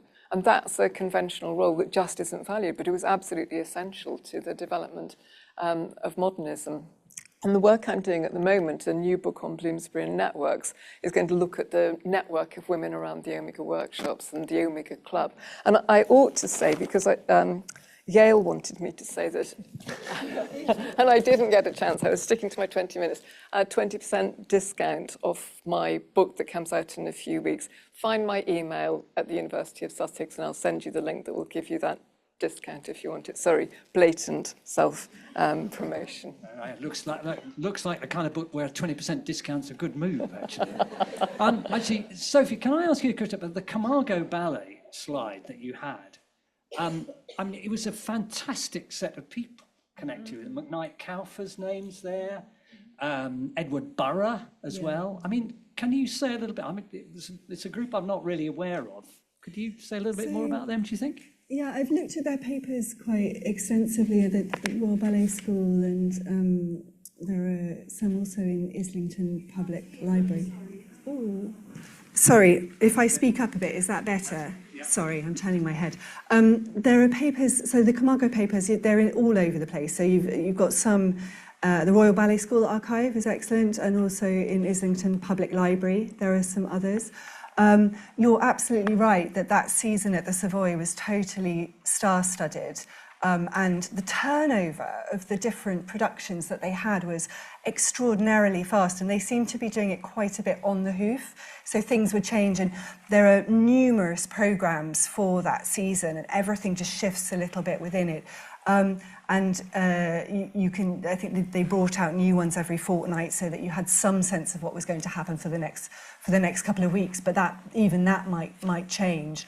And there are lovely accounts in various biographies and autobiographies of the dancers and the artists' experience of contributing to this phenomenon, which makes it all the more surprising that there aren't more examples of images from these shows.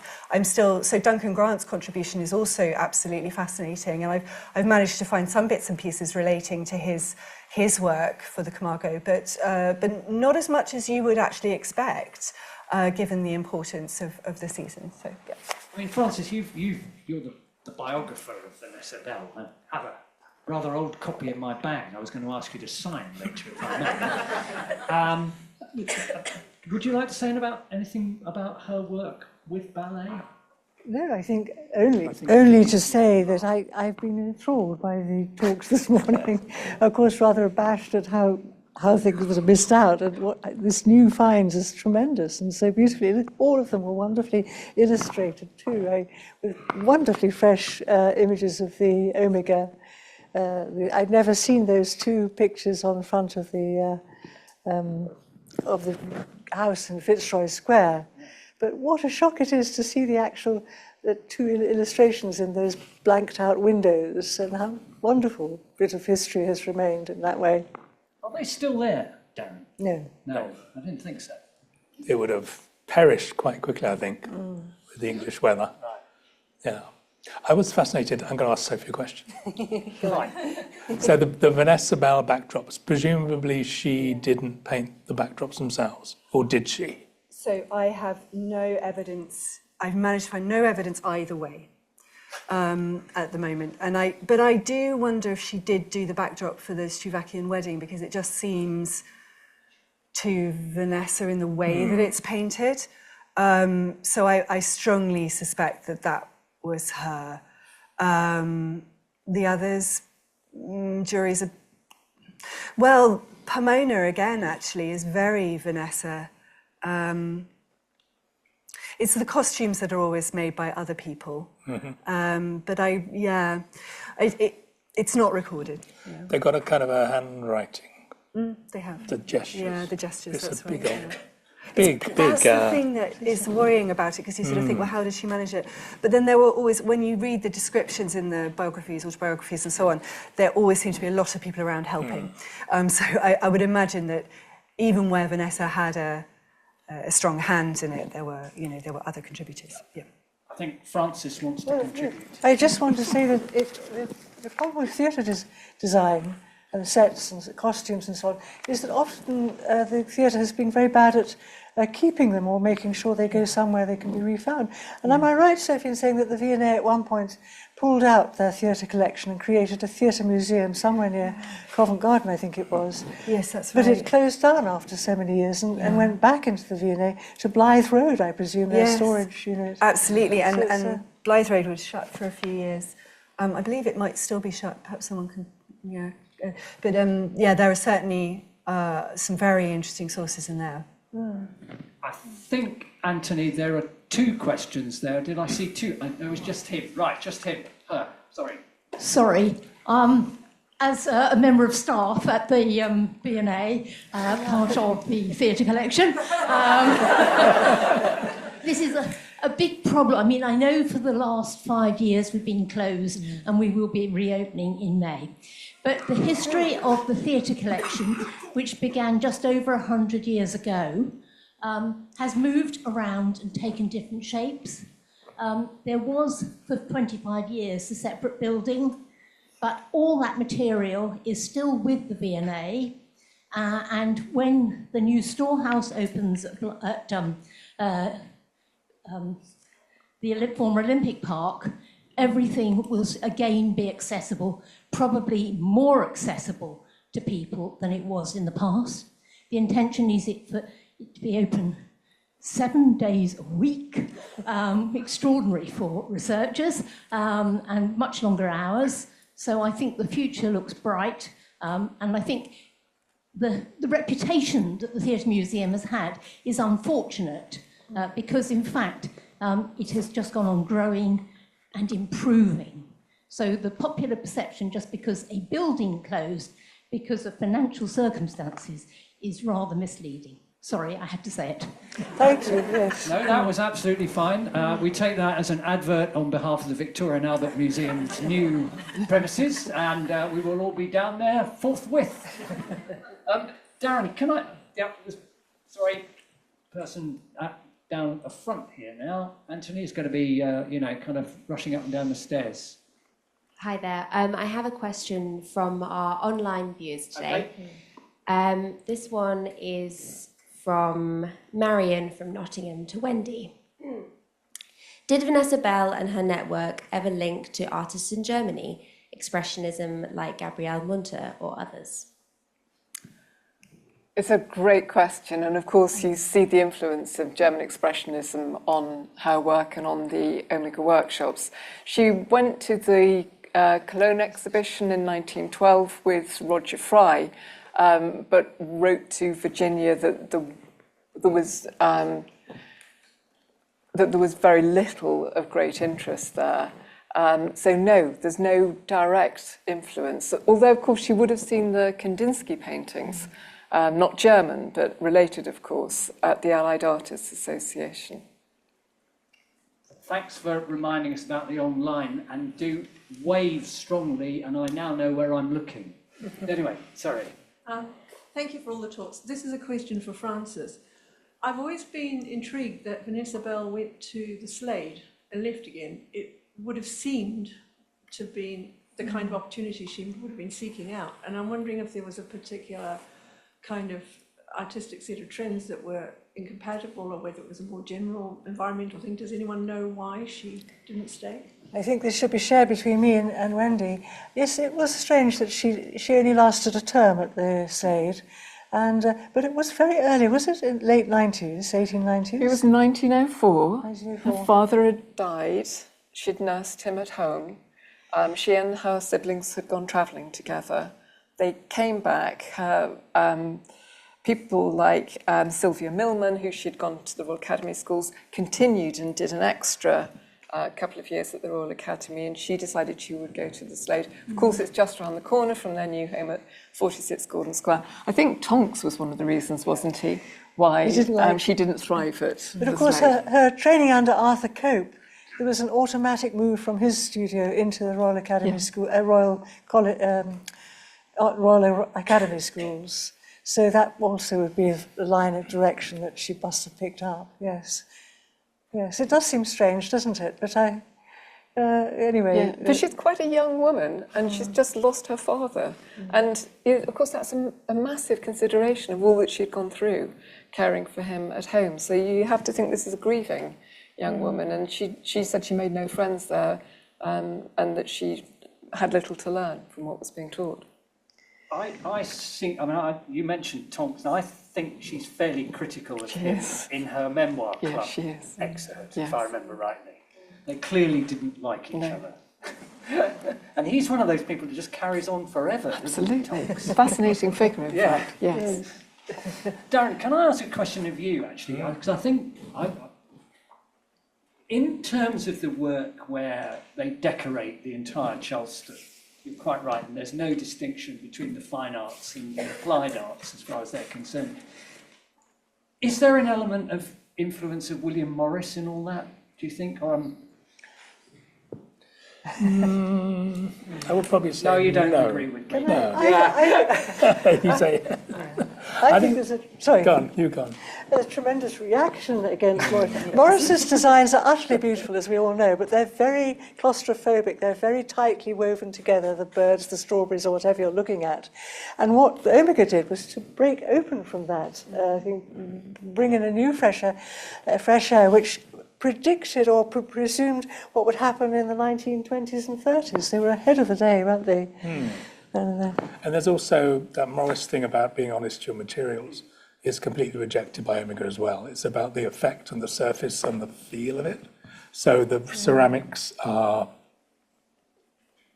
reproduced mechanically, but they need a feeling of the handmade object. So they're not worried about it, that it was handmade. They're not worried that that the textiles should feel handmade. They're produced mechanically, but they should look handmade, look more rustic than they are. Okay, that's me put in my place. I like that on the panel, put you in your place. Yes, now I've got another online question.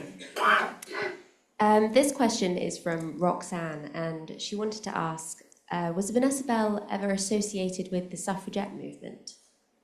Okay, Frances, let's try you on that one. Associated with the suffragette. I think it was Virginia, her sister, who stuffed envelopes, wasn't it? Yes, she did. For the part of the suffragettes. Did Vanessa do the same? No, I don't think she did. No, sadly. But Ethel Smythe popped up. Yes, that was great. Which I hadn't put those two in the same sentence. I mean, Oh, the well. wonderful woman who conducted the hymn of the suffragettes with her toothbrush Through the bars through of the bars of prison her prison window. cell.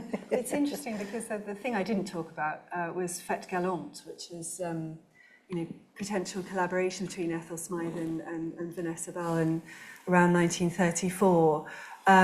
Nothing I've been able to find suggests that it actually went ahead. Although lots of books say that it did. I've been through the archive, I haven't found any evidence of it actually happening. But there are endless letters about it, really very impassioned ones. Ethel's letters are amazing. And of course, she had a very close relationship with Virginia Woolf as well, and that there's something very interesting going on there that requires a bit more research, I think. And I don't think you need to be... The Strachey family too. The Strachey women are ardent suffragettes, and they are involved in organising the Mud Walk. They're really influential campaigners, and both Vanessa and Virginia mix socially with Lady Strachey and her daughters from the off. So that's a big influence. Yeah. Yes. So, the chance for another question, if there is either on... Yes, there's a person here, Anthony. Hang on, wait for the mic. It's a comment rather than a question. That is, Leonard's sisters were also involved in the suffragette movement. We've not heard so much about that side, but absolutely. that was another connection there. Yes. Just one other comment. Duncan Grant, of course, designs a poster for the suffragette movement. So I think there's a clear view. I think that Bloomsbury was active in both social and political circles, and it's a group as much as an individual initiative. Yeah. Sometimes it is difficult, isn't it, to separate the individual from the group within Bloomsbury. Although, my perception, and again, I don't know whether I'm right or wrong on this, is that actually the Bloomsbury period, chronologically, is quite narrow. It is that kind of 1908 to 1913, 14, and then they all go their separate ways. But they're all staring up here. One of the remarkable things about the Bloomsbury Group is how long it remained in existence. And most groups are formed for a certain reason, to change something, to do something particular. And when that's done, then they move on and separate. But Bloomsbury, because of its love of conversation, we're always happy to meet each other and to discuss. Had a very good, they knew how. That's the problem with Lydia Lopakova. She was on a different plane when she started conversations, so they couldn't quite make out what role she had in it. But it's terribly important, and the hospitality offered at Charleston, and in particular, with the sort of ease and of it, that you expect to disappear and work for part of the day, and then enjoy meeting up for meals and having a good time. So it was very compatible for many of them. It kept them together in a wonderful way, and also visiting Virginia and Leonard's Wolf. And yes, Leonard Wolf was terribly important to the Fabian Society, I think, so it did a lot for them. Their radicalism is extraordinary, and unknown to me, and perhaps to you, Wendy, is that it's revealed in a forthcoming book called Comrades in Art, on the Artists International Association, that Vanessa Bell joined the advisory committee the moment it began in 1933, and she remained on it all through the Spanish Civil War. She was much involved with the rest of her family because of her son Julian going out to act as an ambulance driver and being killed very quickly. She was involved with the things that they devised to raise money for children in Spain and so on. And she stayed on that advisory committee right through the Second World War. She regularly exhibited in the Artists International Association's exhibitions, things like Artists Against Fascism and War. And it seems to me, if you want any doubt about the radicalism in them, look what she did for the AIA. Yes, that's a very good point. Right, anybody else? Nothing, I didn't believe it. Is there anything else from online? No? Yeah, we've got one more. Right, excellent. We've got time for one more. And then Anthony's going to tell us to close the morning. Thank you. This last one online is from Emma. She says, it is interesting that a lot of Bloomsbury, and especially the Omega workshops, artistic philosophy is read through Roger Fry's extensive writing. A question for Wendy on what strategies they have for recovering Vanessa Bell's voice and avoiding assumption of Slavish alignment. Slavish alignment. Well, that's such an interesting question, because there are two strategies that Vanessa deploys throughout her career in order to operate as a professional on an equal footing with men. And one of them is to collaborate, and one of them is anonymity, because the anonymity of the output of the Omega workshops put women on an equal footing with men.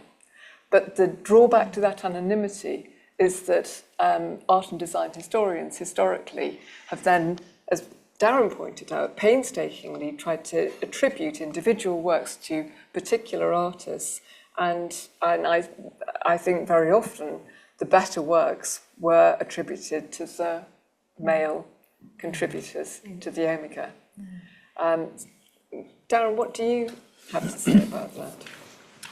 I think within the Bloomsbury brand, the ones that have got the most stuff published are the ones that you can quote the easiest. So there's a lot written by Fry, and there's a lot written by Wolfe.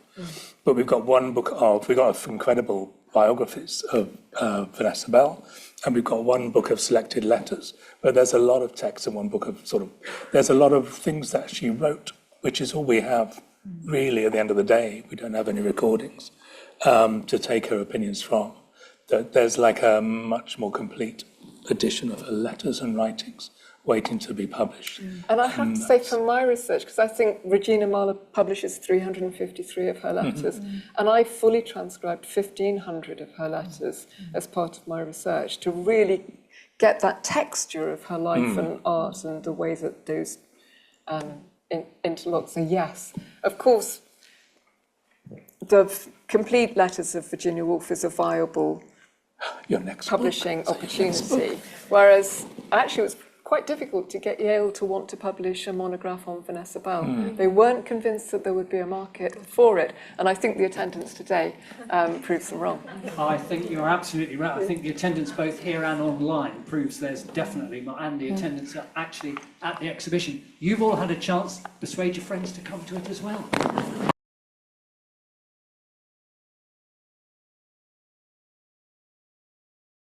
Hi everyone, welcome back. I hope everyone got to have some lunch and a nice rest and is ready for this afternoon's sessions.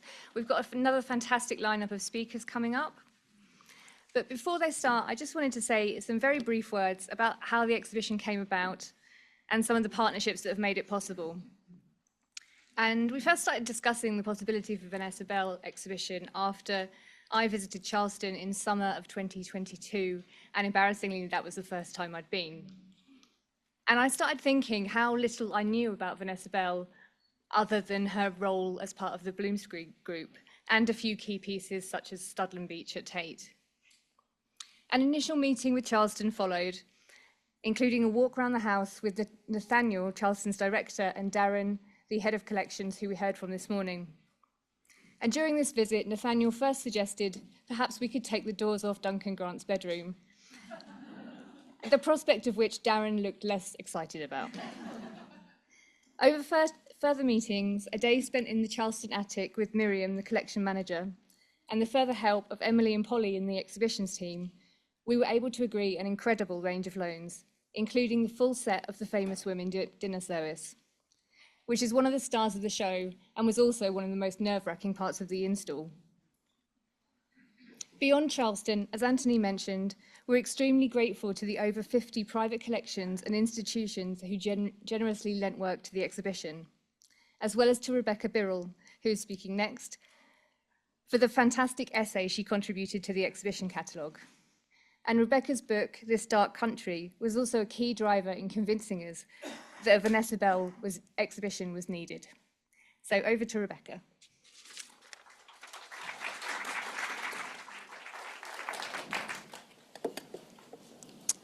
Great. Can everyone hear me okay? Yes, great. So, in July 1916, with her second novel, Night and Day, beginning to take root in her mind, Virginia Woolf wrote to Vanessa Bell, "I'm very much interested in your life, which I'm thinking of writing another novel about." Another because Woolf's first novel, The Voyage Out, from 1915, also featured a version of Bell, the beautiful, unconventional Helen Ambrose. In both these novels, Woolf is as much representing Bell as she is staging their conversations, their shared preoccupations. This paper is about still life, but it's also about the relationship between Woolf and Bell's work, the theories of still life they produced in dialogue with one another in the brief moment when Woolf was the less formally experimental of the sisters. Woolf's early novels in the largely realist mode feature a number of still life arrangements, detailed descriptions of objects and interiors that might shed light on the ambitions of Bell's own work in the genre. It's commonplace now to acknowledge that still life traditionally occupied the lowest rung in the art historical hierarchies of value. Its subject matter was too ordinary, too closely associated with women's lives and domestic labour, the private rather than the public, to assert itself amongst explorations of history, religion and national identity taken on by the higher genres of history, portraiture and landscape. Woolf was working with a similarly denigrated literary form. As Catherine Mansfield derisively remarked in 1919, Night and Day was merely, quote, Miss Austen up to date. The shared preoccupations of the novel about women and still life will be the focus of this paper. How did these forms, recently remade by women such as Woolf and Bell, reconfigure ideas about femininity, domesticity, and the creativity of everyday life in the home? In Night and Day, Ralph Denham observes of his sensible, conscientious sister Joan, quote, "Why, he wondered, could Joan never for one moment detach her mind from the details of domestic life? It seemed to him she was getting more and more enmeshed in them and capable of shorter and less frequent flights into the outer world, and she was only 33. For Ralph, Joan's intellectual and emotional freedoms are stymied by housekeeping.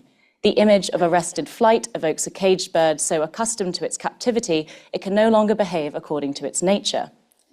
But does Woolf necessarily agree with Ralph, a character who's a kind of an idealist who's sort of prone to self-seriousness and pomposity? Is Joan really wasting herself on domesticity? Is this kind of household work synonymous with mindless drudgery? Does it necessarily shut women off from the outer world? So Woolf had been contemplating these questions for years. "Does housekeeping interest you at all?" she wrote to her friend Violet Dickinson in 1906. "I think it really ought to be just as good as writing, and I never see, as I argued with Nessa, where the separation between the two comes in. Housekeeping connotes oversight and management rather than the physical labour done by a servant, and Woolf actually gives us a full description of the sort of work that it is in Night and Day.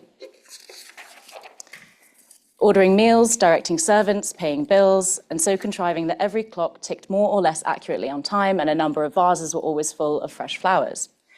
Whereas Ralph's description implies passivity and entrapment, Woolf's alignment of domesticity's work with writing suggests choice, decision, reason. And there's a sense of its kind of non-intuitive, non-obvious creativity, because Woolf then goes on to conclude this accounting of housekeeping's tasks with Catherine's eccentric mother's description of housekeeping as, quote, poetry the wrong side out. Which is a really fascinating image that I'm sure you could do a lot with, but I mean, it sort of shows housekeeping as a kind of inversion of conventional creative work in that it's constantly being undone. So what might a painterly aesthetic that's sensitive to this kind of housekeeping work entail? So Woolf's description emphasizes simultaneity, ongoingness, and repetition, and interest in activities done in almost identical ways over and again. So perhaps we might think of a housekeeping aesthetic as embodying these qualities, as depicting an absorption in multiple details simultaneously, a mode of perception that Bell's frequently dense, detailed still life display. So in these paintings, attention is distributed more or less evenly across the entire composition. Attention is drawn not just to the flowers, but to the shadow they cast on the lacquer table, how a petal might be compared to the page of a book, how a table leg echoes the stem of a lily. Even backdrops, normally inconspicuous in the genre, to refocus the eye on objects in the foreground, are frequently given distinctive patterns that give them a feel of abstract paintings in and of themselves. And so here are some examples of this. So a verbal still life in one of Bell's sketchbooks reveals a further aspect of this housekeeping aesthetic. Objects are more than just their appearance. I think there are kind of intimations often of an object's use. So this way of seeing recognizes the other functions of the ordinary objects depicted. So the items in this list, stout, oyster, lemons, orange, which are closer to the contents of a still life than any recipe I can think of. They were noted down on a shopping list, purchased in the grocers, the items carried home, washed, arranged before the canvas and painted. Afterwards, they were sliced, cooked, eaten, the waste disposed of, the crockery cleaned. So I like to think that kind of Bell's still life reverberate with these objects' other lives, with the touch of ordinary domestic experience. The housekeeper, you might say, remains in the frame. And it's sort of something that I like to think that this way of, the way in which these objects wear their private history is something that's Bell's own innovation. It's a way of reinventing the work of her Impressionist predecessors. And this is very obvious when you look at, for instance, Bell's 1918 Apples, which is her interpretation of Paul Cézanne's 1877 painting. And I'm sorry I didn't put that this Cézanne is actually the Fitzwilliam Museum in Cambridge. So Bell saw the Cézanne when the economist John Maynard Keynes brought it to the Charleston farmhouse that same year. So Bell's interest in the situatedness of still life subject matter in its domestic setting is clear here. While Cézanne removes all extraneous detail to focus on the fruit, Bell's apples are only one part of the composition. There's the ceramic plate they rest upon, its concentric circles echoing the shape of the apples. There's the table beneath, the thin, roughly applied paint suggesting the grain of wood, the visible canvas beneath aligning the kitchen table with the essential equipment of art making. The large tureen behind quotes the shape of the plate and the black stem of the apples, its dark mouth drawing the eye upwards. There's a quadrant of ambiguous space, a moment of abstraction in the upper right corner that suggests a shadowy, busy interior.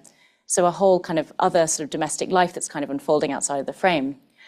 Through dense patterning and playful visual rhymes and rhythms, Bell observes the apples as a part within a whole, reflecting her interest in the entirety of domestic lived experience, her desire to express its fullness, its weight, its liveliness and bustle, the intricacies of its relations spatially and psychologically. So equal weight is given in Bell's work to figure and ground, and you can see this again in another kind of version of this apples motif from 1919. So put simply, and I think you can see this when looking at these two paintings together, the Impressionists were interested in ordinary objects, but not domesticity. They were interested in things, but not experience. The Impressionists placed objects explicitly in a studio, a masculine appropriation of domestic space that was anxious to claim its separate status from the home. Bell collapses the distinction between the artist's studio and her own domestic space throughout her career. And I've got a number of examples here, and the sheer quantity of work that sort of fits this description is really just remarkable. There's so many of them. So across these still life, the textures and rhythms of domesticity, its details are palpable. There's a warmth and immediacy, a sense of stumbling across things arranged with familiarity, love, and care. Occasionally, you might notice an object, fabric, or pattern reappearing, but the particular combinations and compositions are distinct. The overall effect is of extraordinary variety and plenitude, the domestic as a limitless resource for visual pleasure and creativity. The question of whether domesticity would be sufficiently rich and fulfilling for women, or whether it would, for women of Woolf's class, instead bore them, comprises much of the drama of Woolf's early fiction. So Bell's still life proposes detail as a resource for a livable life for a woman.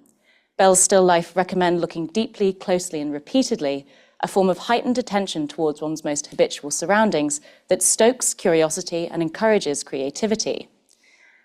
So there was a kind of subtly subversive quality in this approach to the domestic sphere. The Victorian writer John Ruskin stated that, quote, women's separate character meant their abilities lay not for invention or creation, but for sweet ordering, arrangement, and decision.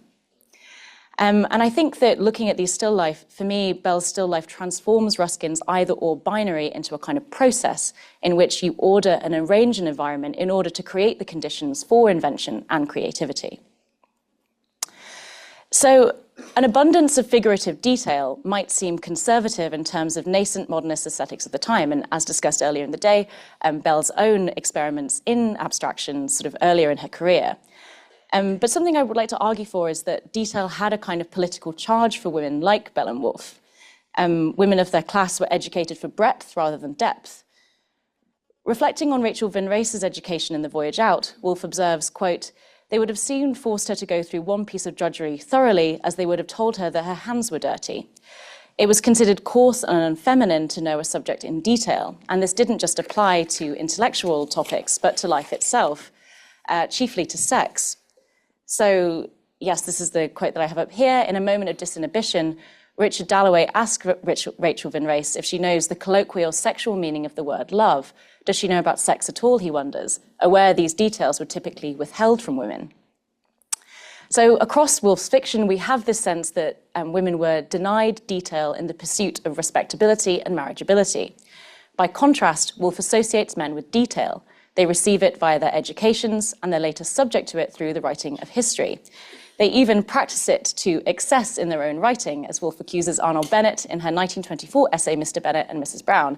It's very, very funny sort of description where she's sort of impersonating Arnold Bennett, saying, describe cancer, describe calico, describe... Stop.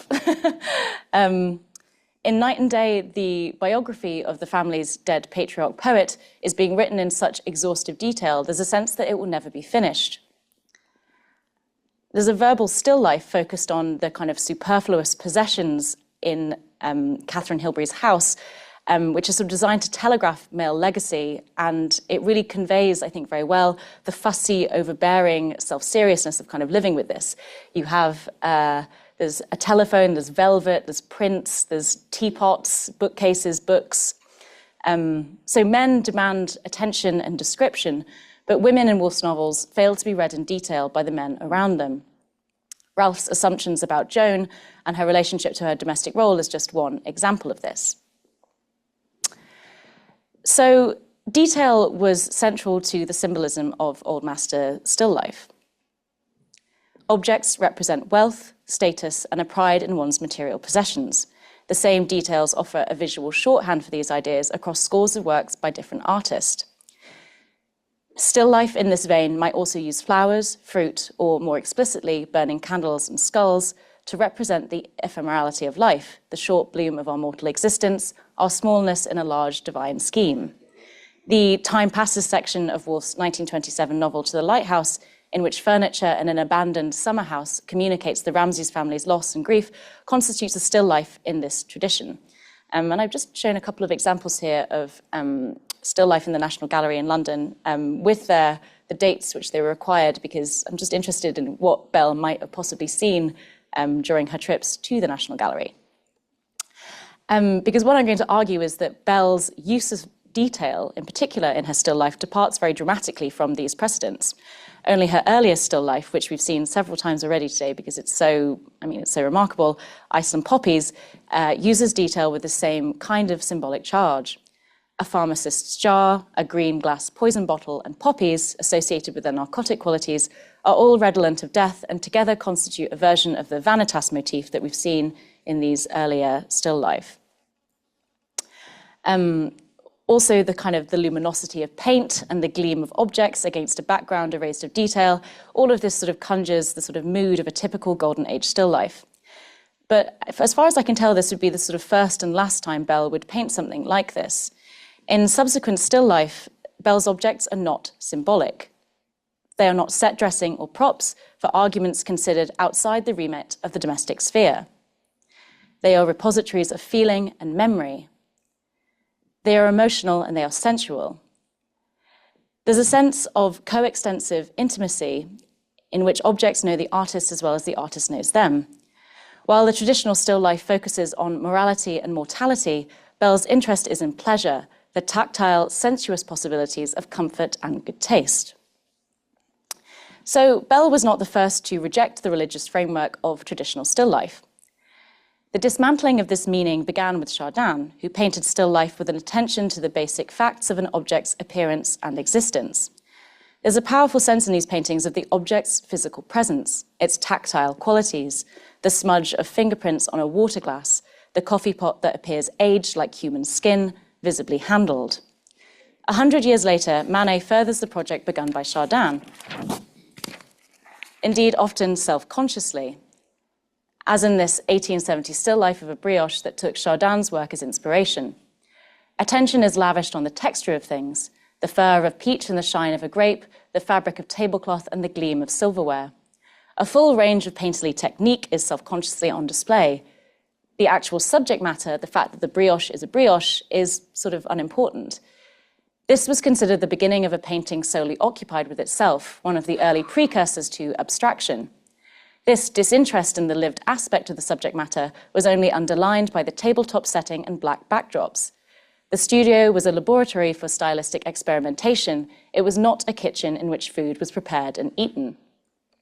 As I've argued, this reclaiming of domestic space and a scrutiny of the lived aspect of the object was Bell's innovation. But there's also a different mood and consequently a different way of seeing to both the Old Master and the Impressionist traditions in Bell's still life.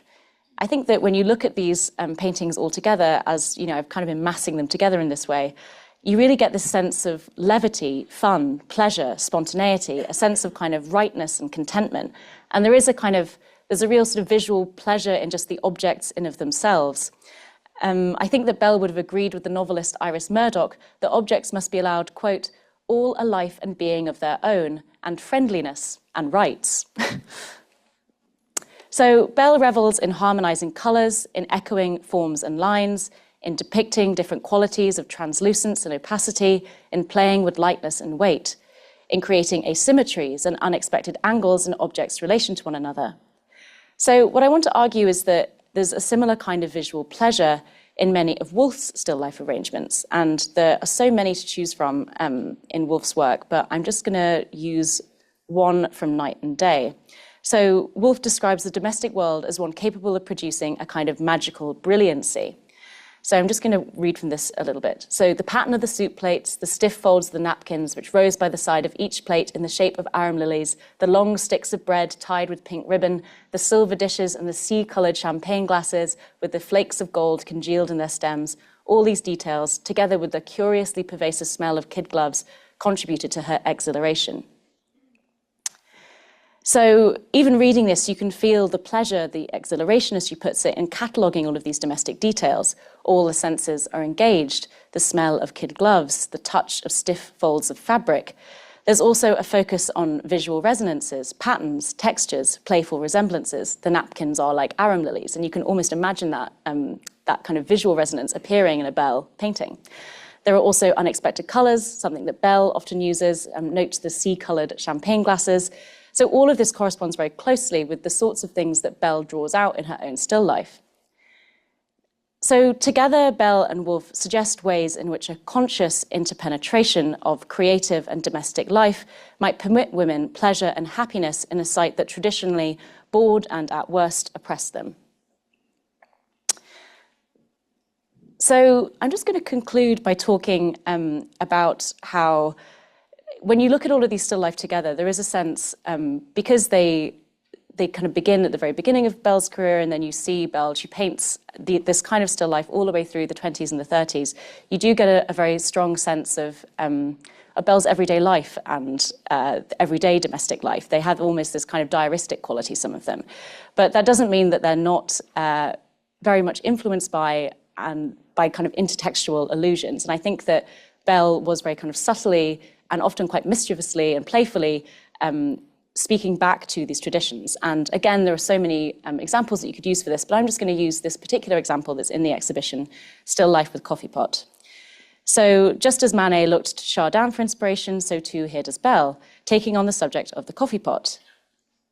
And if that seems rather tenuous, there's evidence that Bell was very interested in Chardin and his tradition and identified with him, as seen in her dressing herself as Chardin in this late self-portrait. So there's also echoes of Van Gogh's coffee pot still life, and perhaps most persuasively, Juan Gris, who painted a number of coffee pot still life. And Bell would have been aware of Gris, particularly at this moment in time, given her friend and former lover, Roger Fry's interest in his work. And Fry actually bought a coffee pot still life of Gris's in 1914 and painted his own response to it a year later.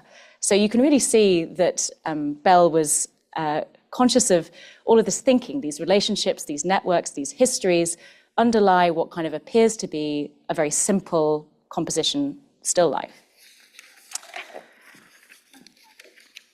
So just to conclude, it's interesting the question that was asked earlier about early kind of German work, because if there's anyone working before Bell, who could be sort of meaningfully compared to her, although I can't really find any evidence that she knew anything about her. It's the German artist Paula Modersohn-Becker. And her remark about attunement to the liveliness of objects sounds like something that could have been written by Woolf, and so I'm just going to end by reading this. I must learn how to express the gentle vibration of things, their roughened textures, their intricacies. Thank you.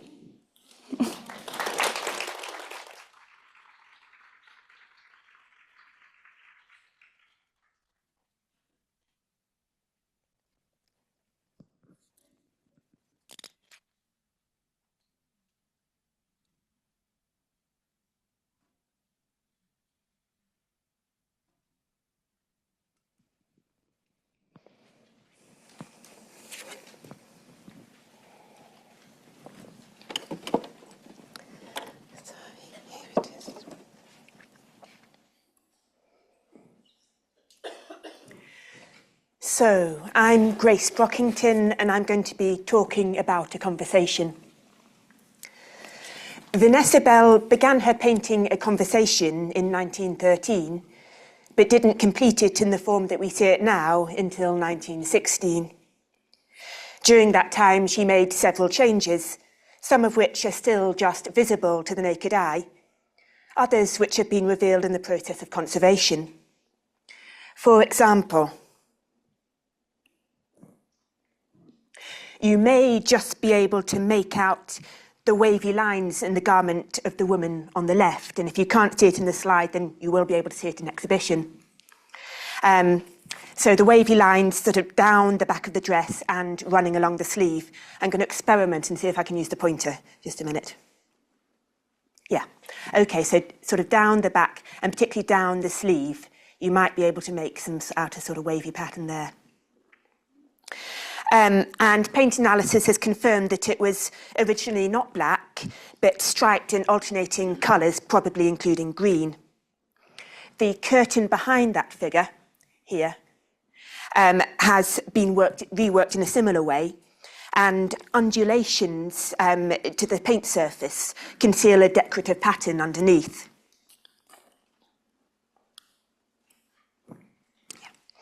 The flowers in the central flower bed have been simplified, and there was once, here's the pointer again, just here, there was once an oval cloud shape over the head of this left-hand figure, which you can just about make out in the X-ray photograph. The sky changed colour several times, working through various shades of yellow and green before Bell decided on the brilliant orange of the final version. There's a warm ochre underlayer beneath the hair of the figure on the left here. Here's the pointer again. And on the clothing of the figure on the right, which points to an earlier, lighter palette. The heads of the central and the right-hand figures have been considerably modified in shape. And, sorry, just a minute. And most dramatically, Bell seems to have changed the figure on the right. I'll give you the full picture a minute. Yes, changed this figure on the right, here, from a man holding a cane seated on a visible chair to a woman with her arms folded in her lap. And if I go back one, I'm trying to give you some of that detail in extracts from the X-ray photographs. So here's the sort of, in effect, the bottom of the woman seated on a chair. In the X-ray above, you can see here where I'm moving the red dot down, that's the cane which she was once wearing. And here you can see the outlines of a chair. In fact, if you go to the gallery and look at the real thing, that outline of the chair is still visible to the naked eye, if you know what you're looking for.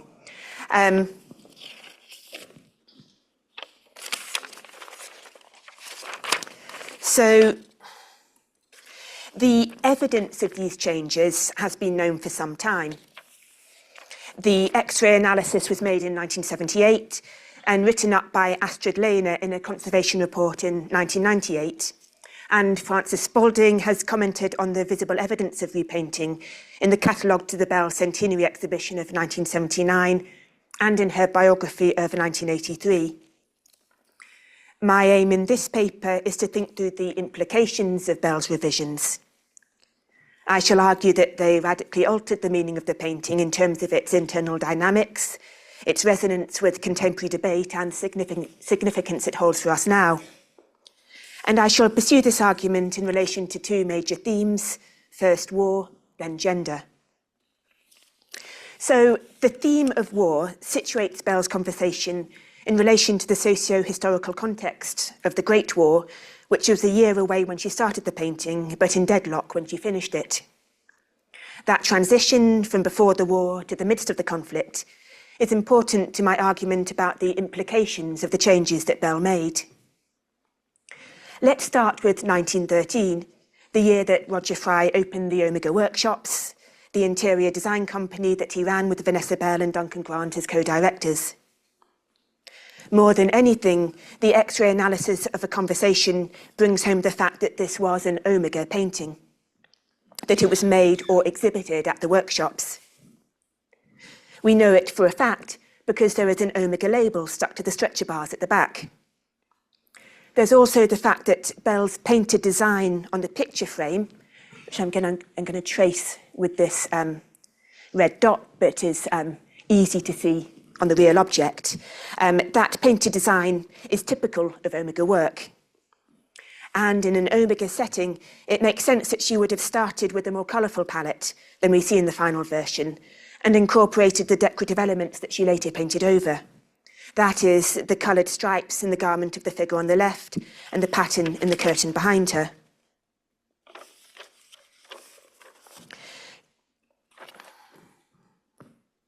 Just a minute. Yeah.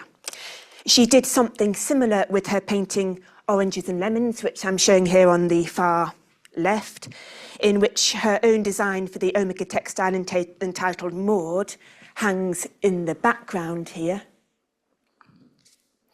And in her portrait of Iris Tree in the middle, in which Tree wears what may have been an Omega dress designed by Bell and sits on a very Omega-looking sofa. And here on the right is Bell herself in an Omega dress of her own design. And you'll notice that it's striped, just like the striped dress in the first version of A Conversation. In these pre-war paintings, Bell makes reference to the colourful, abstracted fabrics that she and others designed for the Omega, and that became their vehicle for the reinvention of the British interior in the wake of European Post-Impressionism. And maybe the woman in the left of A Conversation in the Omega dress is telling the other two about this brave new world of modern art. This was the British avant-garde at its most ebullient and experimental, before they were broken up by the declaration of war in August 1914. What then should we make of Bell's decision to paint over that colourful, decorative fabric, darkening her palette and introducing simple, solid masses of colour?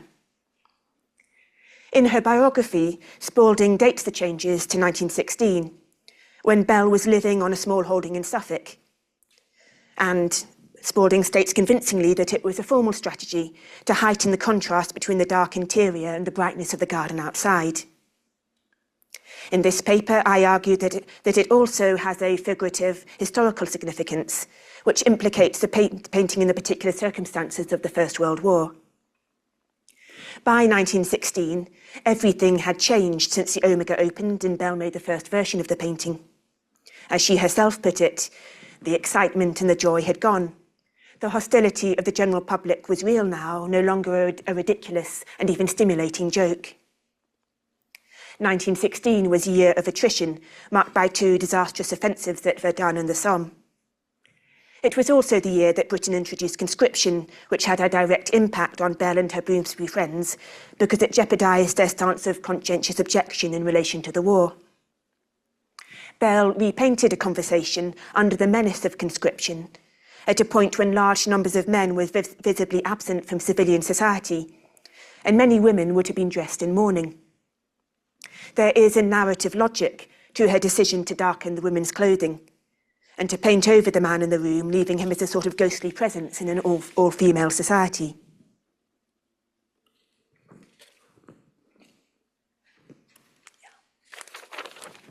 sorry, too far. In this reading, Bell's conversation becomes one of a subset of Bloomsbury wall paintings that includes her Triple Alliance and the works by Fry, Grant and Gertler shown here. There are connections with all these paintings. For example, we know that Gertler discussed with his Triple Alliance painting on the far right with Bell in the spring of 1916 while he was painting it and shortly before she moved to Suffolk. But for the purposes of this paper, I'll draw a comparison between Bell's conversation and Grant's In Memoriam, because they're both works which became wall paintings through a process of revision. In its first version, In Memoriam belonged to the set of purely abstract paintings that Bell, Fry and Grant made in 1914 and 15, alongside their abstracted decorative designs for the Omega. After the poet Rupert Brooke died in active service in April 1915, Grant retitled the painting and made changes which, in the words of the art historian Simon Watney, gave it a range of symbolic signification. It seems likely that Grant added the 4 bars, which I'm outlining here, which conspicuously overlay the coloured oblongs in the background to delineate a building, a house, or possibly a tomb. I draw attention to this because it resonates with the domestic theme of Bell's conversation and the way it balances a mood of warm familiarity with a suggestion of loss. Like In Memoriam, the title of the conversation has changed over time. It has been known variously as Three Women, The Visit, and The Conversation before settling down to A Conversation.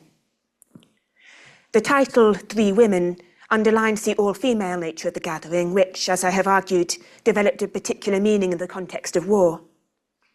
In this next section of the paper, I'll show that it can also be meaningfully located in iconological contexts, specifically for my purposes, the legend of the Three Graces and the Orientalist harem. In both cases, it is the gendered nature of representational traditions that interests me, and that has a direct bearing on Bell's revisions to A Conversation. In changing the figure on the right from man to woman, she challenged long-established models of female sociability that were current in her own day and are still relevant to us now.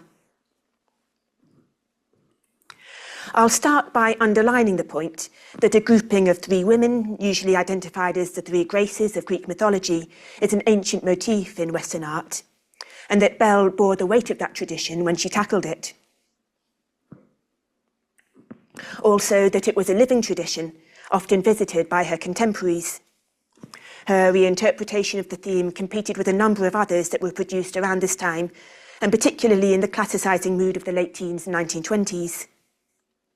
Bell's conversation slightly precedes this moment, but nonetheless operates as a provocative intervention within the art of her contemporaries, of her generation.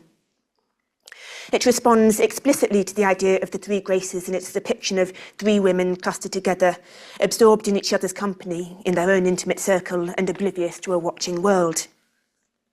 But it also disrupts this vision of womanhood by clothing its subjects from head to foot. As Rebecca Birrell puts it in her catalogue essay for this exhibition, Bell projects, and I'm just going to find the image again. Yes, Bell projects a greater interest in their intelligence and inner worlds than in the beauty standards dictated by conventional femininity, end of quote. The comparisons that I present here show how the force of that intelligence is intensified by the convention of the 3 Graces and the ingrained standard of womanhood that it encodes.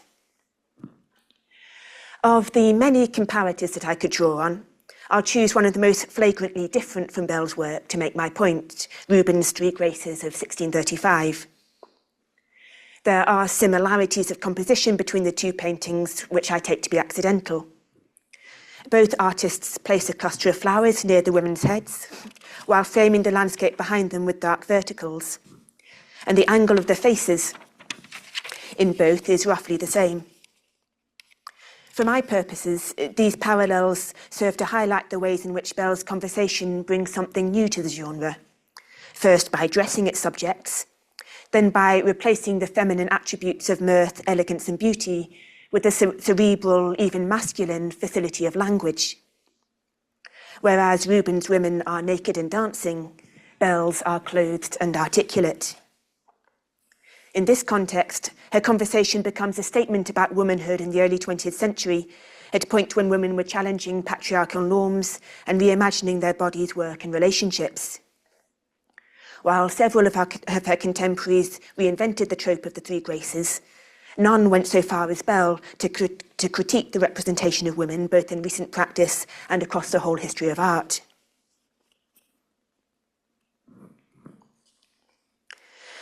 The tradition of the three graces is the first of my iconological contexts.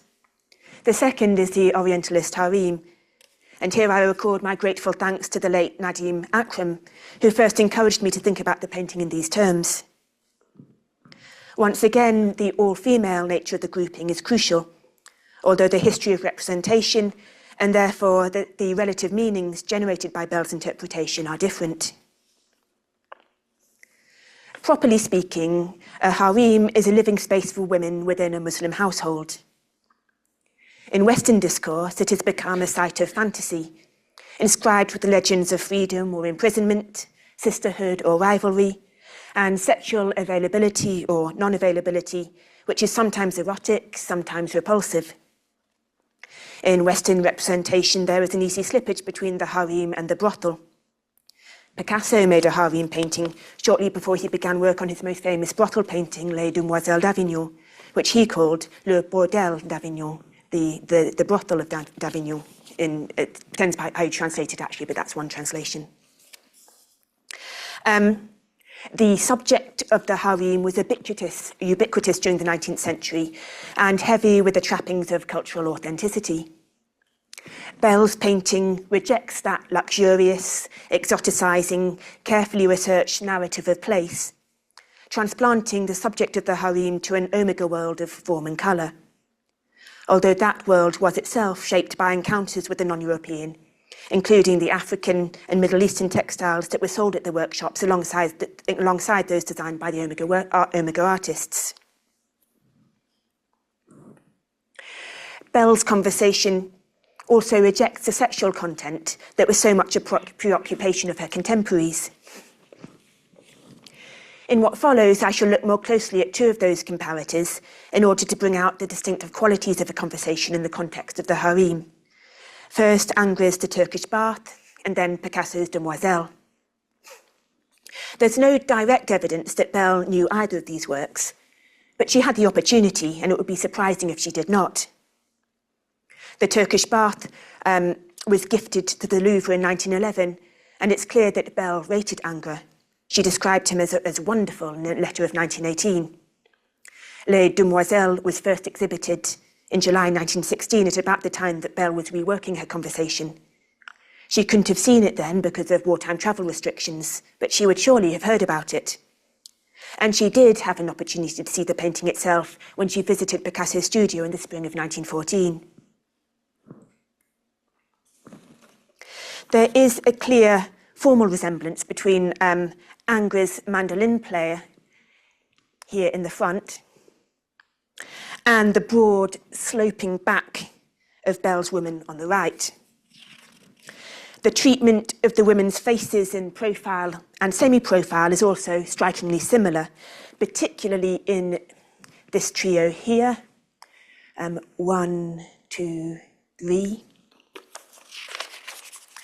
And I'm looking especially at this woman here, where the sort of slanting quality to the cheekbones and to the eyes, I think, is very similar to the same quality in Bell's figure here. Both paintings are contained in the sense that none of the women looks directly at the viewer. But these parallels only serve to underline the differences that Bell's women are clothed almost to excess, and that her painting repudiates the erotic. What we have in Bell is a version of the harem as a site of female solidarity and autonomy.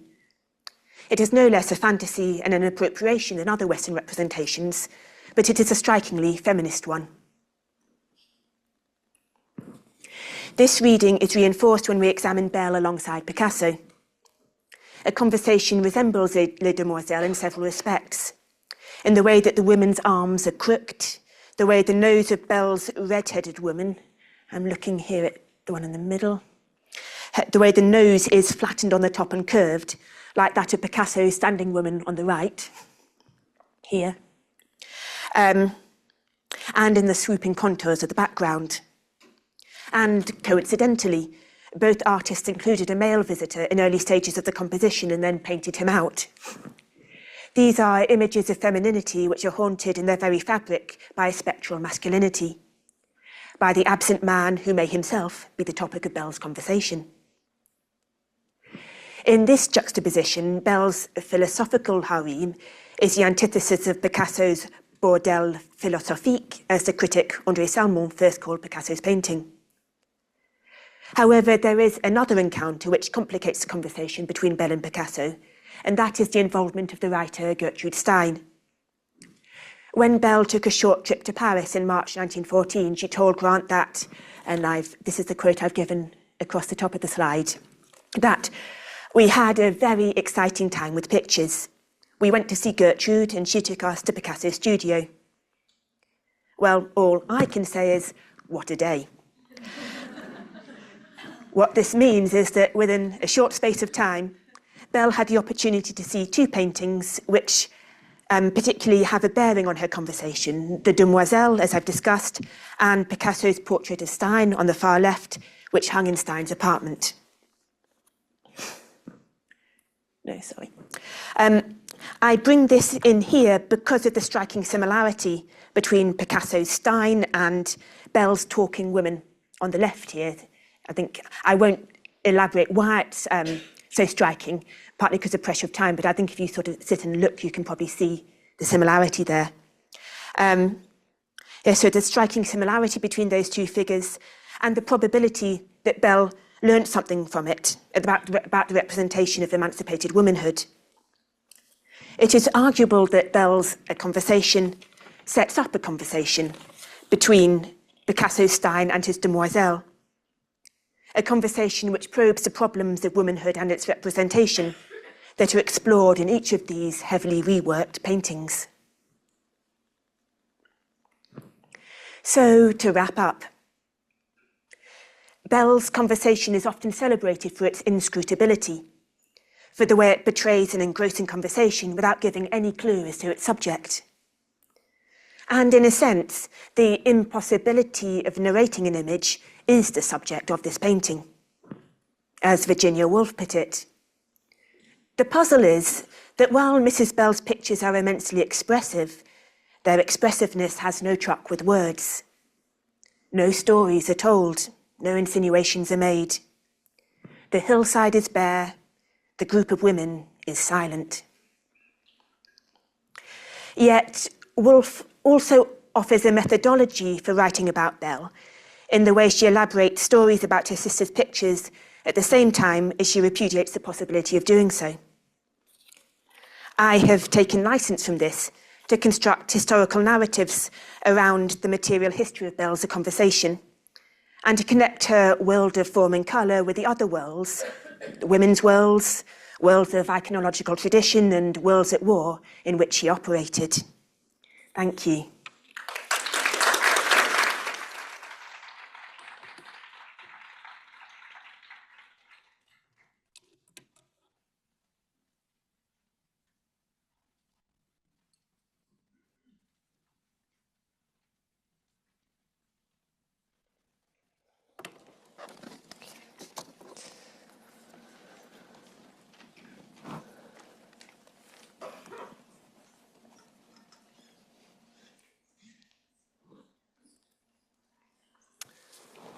Good afternoon. I'm Dr. Hannah Lipa, and in 2014 I was amongst the first researchers to work on the Angelica Garnet gift at Charleston.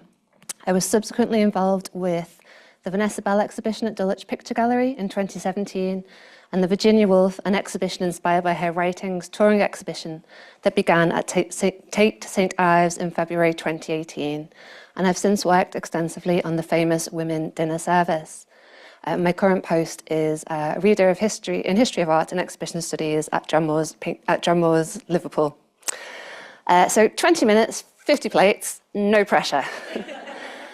I'm going to begin with a little bit of context about plates. So in 1932, Kenneth and Jane Clarke ordered 36 large plates, 12 smaller plates, 36 sides plates, 12 soup cups and saucers, 1 salad bowl and stand, 2 junket dishes, 6 oval dishes at different sizes, 2 sauce boats and stands, 4 pepper pots, 4 salt pots, 4 mustard pots, 2 sauce tureens and stands and handles, and 3 Liverpool jugs.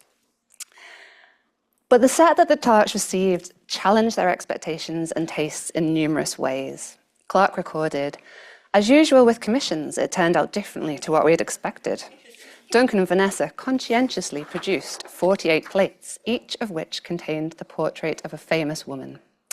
These are in effect 48 unique paintings by Duncan and Vanessa, for which they made innumerable studies and which will give posterity a good idea of their style in the 30s.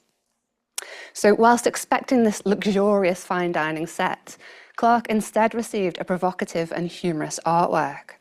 And despite that claim that he makes sure to make for the lasting art historical importance of the set which he commissioned, Clarke seemed really quite disconcerted by the results. So viewed from our 20th century perspective, we see this set as one of the most high profile and impactful examples in a nascent feminist history of art. And the unexpected and joyful associations that spring between Clarke's initial inspiration for the work and these astonishing results make for fertile ground for much research.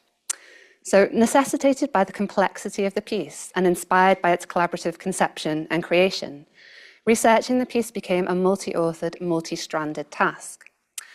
So today, rather than talk directly about the dinner service or the antecedents revealed by this research process, which would be a really difficult task in 20 minutes, I'm going to talk about some of the work, both creative and critical, that the dinner service has subsequently inspired. In a preface to the catalogue section of From Amiga to Charleston, Frances Spalding wrote, "Here is an index to many of the strands within the formation of Bloomsbury sensibility. All this is laid out lightly and with brio on plate after plate, while memories and associations reverberate. Rarely has decorative art been so playful, yet achieved such depth." In the scope and profundity of her own scholarship, Frances's work too represents an index on Bell, Bloomsbury, and 20th century British art histories. This passage is remarkable for the way that Spalding so adroitly positions the dinner service as an index, a means by which to access Bloomsbury's shared frames of reference. So I want to show that the famous women dinner service can also be framed as a master key to lineages beyond Bloomsbury's own dinner conversations. Bell and Grant's identification of these women's histories and their cogent case for their commemoration supplies a matrix that activates a much broader and more effective range of feminist art histories. Together, these broader practices unite within a matrixial body, a trans-historical sorority or dinner party that destabilizes the traditional hierarchies of the arts and ideas around cultural value.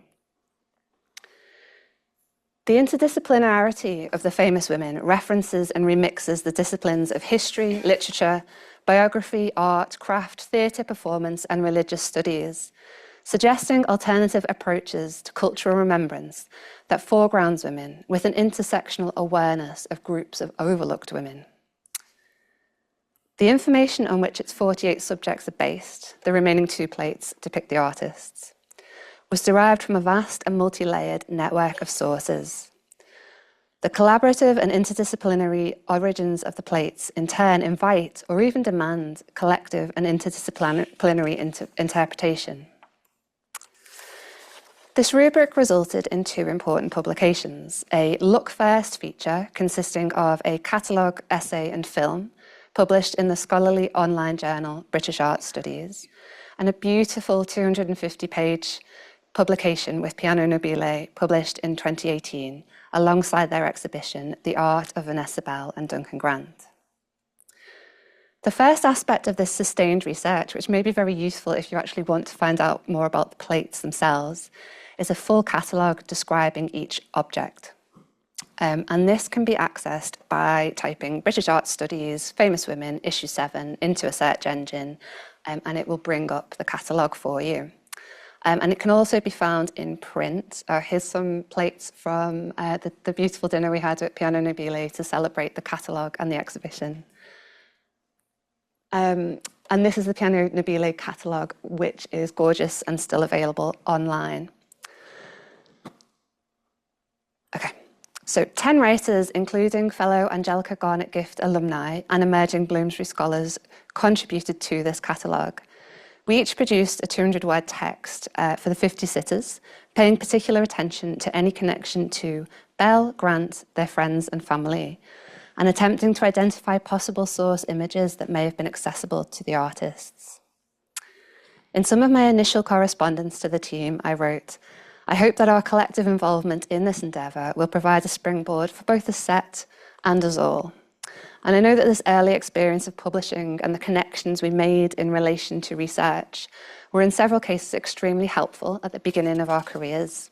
And if we were to revisit this network now, there would certainly be productive discussions about how the famous women and being in the space of Bell's attic studio served as a matrixial environment for the work that followed." So the second aspect of the Look First British Art Studies feature that I want to examine is the making of the film, The Famous Women Dinner Service, in conversation with contemporary art. This was an attempt to think through the dinner service's influences within the feminist ceramic projects that followed, and also to probe both the conscious and opportune connections between them. The set belongs to within the context of Bell and Grant's decorative domestic work, and a wider quest by the sisters, Vanessa Bell and Virginia Woolf, to fashion appropriate ways to commemorate women's histories.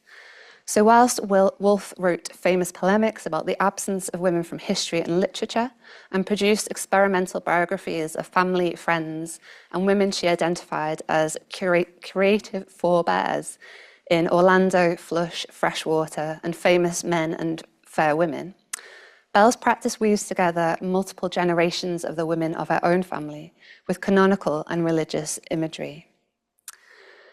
Famous Women embodies many of the qualities of the sisters' collaborative matrifocal archive, combining the ordinary with the extraordinary, the everyday with the exceptional, and allowing these historical women's lives to resonate in the present. The artist's emphasis on uncovering forgotten women and finding new modes for women's and queer histories can be located as a forerunner of feminist art projects of the 1960s, in particularly Judy Chicago's infamous dinner party piece, which has Sappho, Theodora, Elizabeth Tudor, and Virginia Woolf in common with the Famous Women Dinner Service. Before the emergence of the Famous Women set into the public realm in 2017, I had long wondered what it might mean to compare the set to Chicago's dinner party, long heralded as a foremother of feminist art, and with obvious parallels to the themes explored by Famous Women. The Famous Women's re-emergence also sparked questions about the relationship between this work, made in 1934, with a range of other dissident dining artworks, like Labena Hamid's 2007 work, Swallow Hard, The Lancaster Dinner Service, which uses dinnerware to examine Lancastrian involvement in the slave trade, and Jessica Lynn Whitebread's performances of Tea Time, mapping informal networks of women living with HIV, which uses a teacup to represent each of the women living with HIV who have participated in the project. So you can watch the film to find out Judy's thoughts about the Famous Women and learn more about the two works. But what I want to draw attention to now is the process of making the film. So Chicago was open and generous in agreeing to work with us, and also in offering to waive some of her fee in order to be able to invite other practitioners into the conversation. Here we see the plates acting again as a matrix for new collaboration with existing and emerging feminist ceramic projects, inviting solidarity and alliance. So in January 2018, filmmaker John Law and I were joined at Brooklyn Museum by Chicago, curator Carmen Ermo, and Julie Marin and Joy Alice Eisenhower, who practice as the Women's Art League. Their ceramic series Vagina China was initially conceived as a celebratory presidential dinner service to be presented to Hillary Clinton. But when Donald Trump was elected instead, this was the first time, the series dramatically expanded and evolved through the overwhelming support from so many women wanting to participate. The set became 13 different sets intended to demystify and celebrate the female body. And they write, each set draws inspiration from traditional pottery designs and explores different issues that impact women today, from periods to pleasure, sex work to social activism. Each set is a vehicle for conversation and promotes body positivity. Most plates are collectively produced via a casting ceremony, during which a diverse group of women gather and produce casts of their vulvas, which are then incorporated directly onto the plates by the artists. Every participant becomes a member of the Women's Art League. During the filming at Brooklyn, we wore hand-knitted pink pussy hats to march in the 2018 New York Women's March and held a vagina china casting workshop. So here we see the famous women providing a generous and expansive matrix for these 21st century forays into ceramic co-production and renewed advocacy for women's recognition, protection, and equalities, contemporaneous with a new phase of feminist political advocacy and the emergent Me Too movement. Quite what Bell and Grant would have made of Chicago and the Women's Art League's gynecological focus remains in question. However, harking back to Francis's striking observation about the famous women as an index to the many strands within the formation of Bloomsbury sensibility, there are clear resonances beyond ceramics. The Women's March, to which the Women's Art League was explicitly politically aligned, aimed to harness the political power of diverse women and their communities to create transformative social change. The assembled feminists and their allies committed to dismantling systems of oppression through non-violent resistance, and this chimes deeply with the Bloomsbury sensibility of disruption and resistance. And all the while, these ceramics projects are also delivered lightly and with brio on plate after plate. So I also wanted to talk about one curatorial project that we undertook in 2019. The Famous Women Project was a co-produced Tate Exchange programme held at Tate Liverpool. It was curated with my colleague, Dr. Amy Binns at UCLan. And the project used two feminist antecedents, Bell and Grant's Famous Women Dinner Service and the Pageants of Noble Women.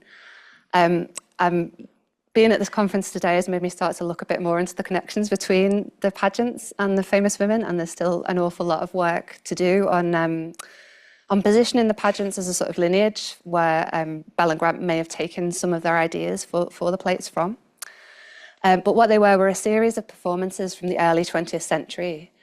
And we use these two projects as our matrix, as points of orientation for generative co-production methodologies. So although ostensibly different in many respects, both projects destabilised the traditional hierarchies of the arts. The interdisciplinarity of these projects, both individually and together, defy easy categorisation within established cultural and academic fields, modelling a transdisciplinary framework for cultural remembrance that foregrounds women with an intersectional awareness of overlooked groups. In attempting to work equitably with multiple collaborators, we aim to co-produce new knowledge and interpretation about these existing projects. We then attempted to use these explorations to structure the co-production of new artwork, dialogues, and engagement projects responding to these works. So the project began with a discussion about what figures might be chosen for a contemporary dinner service or pageant, and evolved to who we might ideally want to invite together for a roundtable discussion to celebrate International Women's Day. We decided to make the undertaking as widely participatory as possible and devise a 13-place dinner service we named the Modern Pantheon. The 4 categories of figures reflect groups from both the famous and noble women, and we invited 4 different groups to vote on nominees. Each voting body self-selected different methodologies in order to choose their names.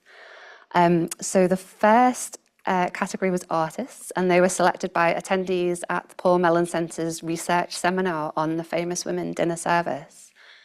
and Bridget Riley, Rachel Whiteread and Jenny Saville won the vote. The Fawcett Society was invited to choose names for the category of Champions of Liberty. And they chose Marsha Willis-Stewart, Brenda Hale and Marai Larassi.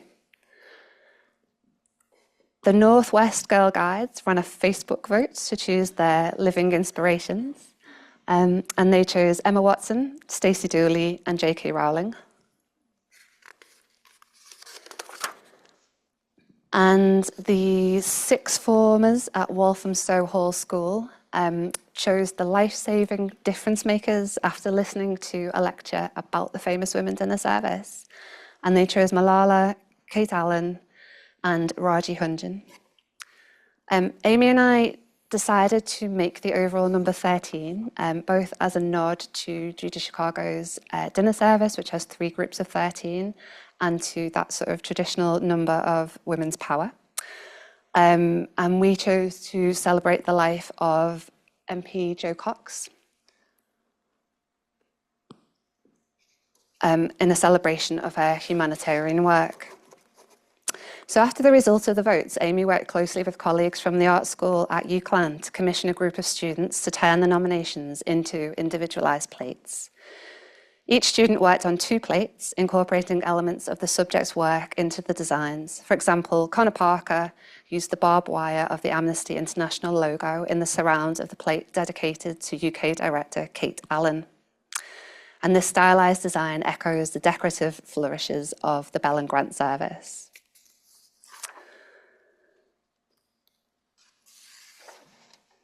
Inclusions in the famous and noble women and the 2 projects we commissioned confirmed that our heroines are diverse and dynamic individuals who embody a broad range of skills and qualities.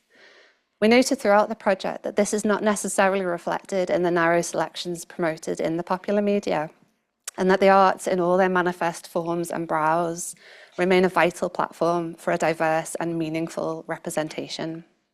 And I just wanted to include some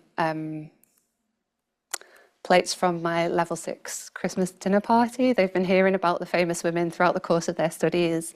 And so they identified the famous women matrix of hospitality and worked with that to produce a Christmas party that would be a creative exchange where the students will share their projects using the visual language of the dinner party with a festive twist.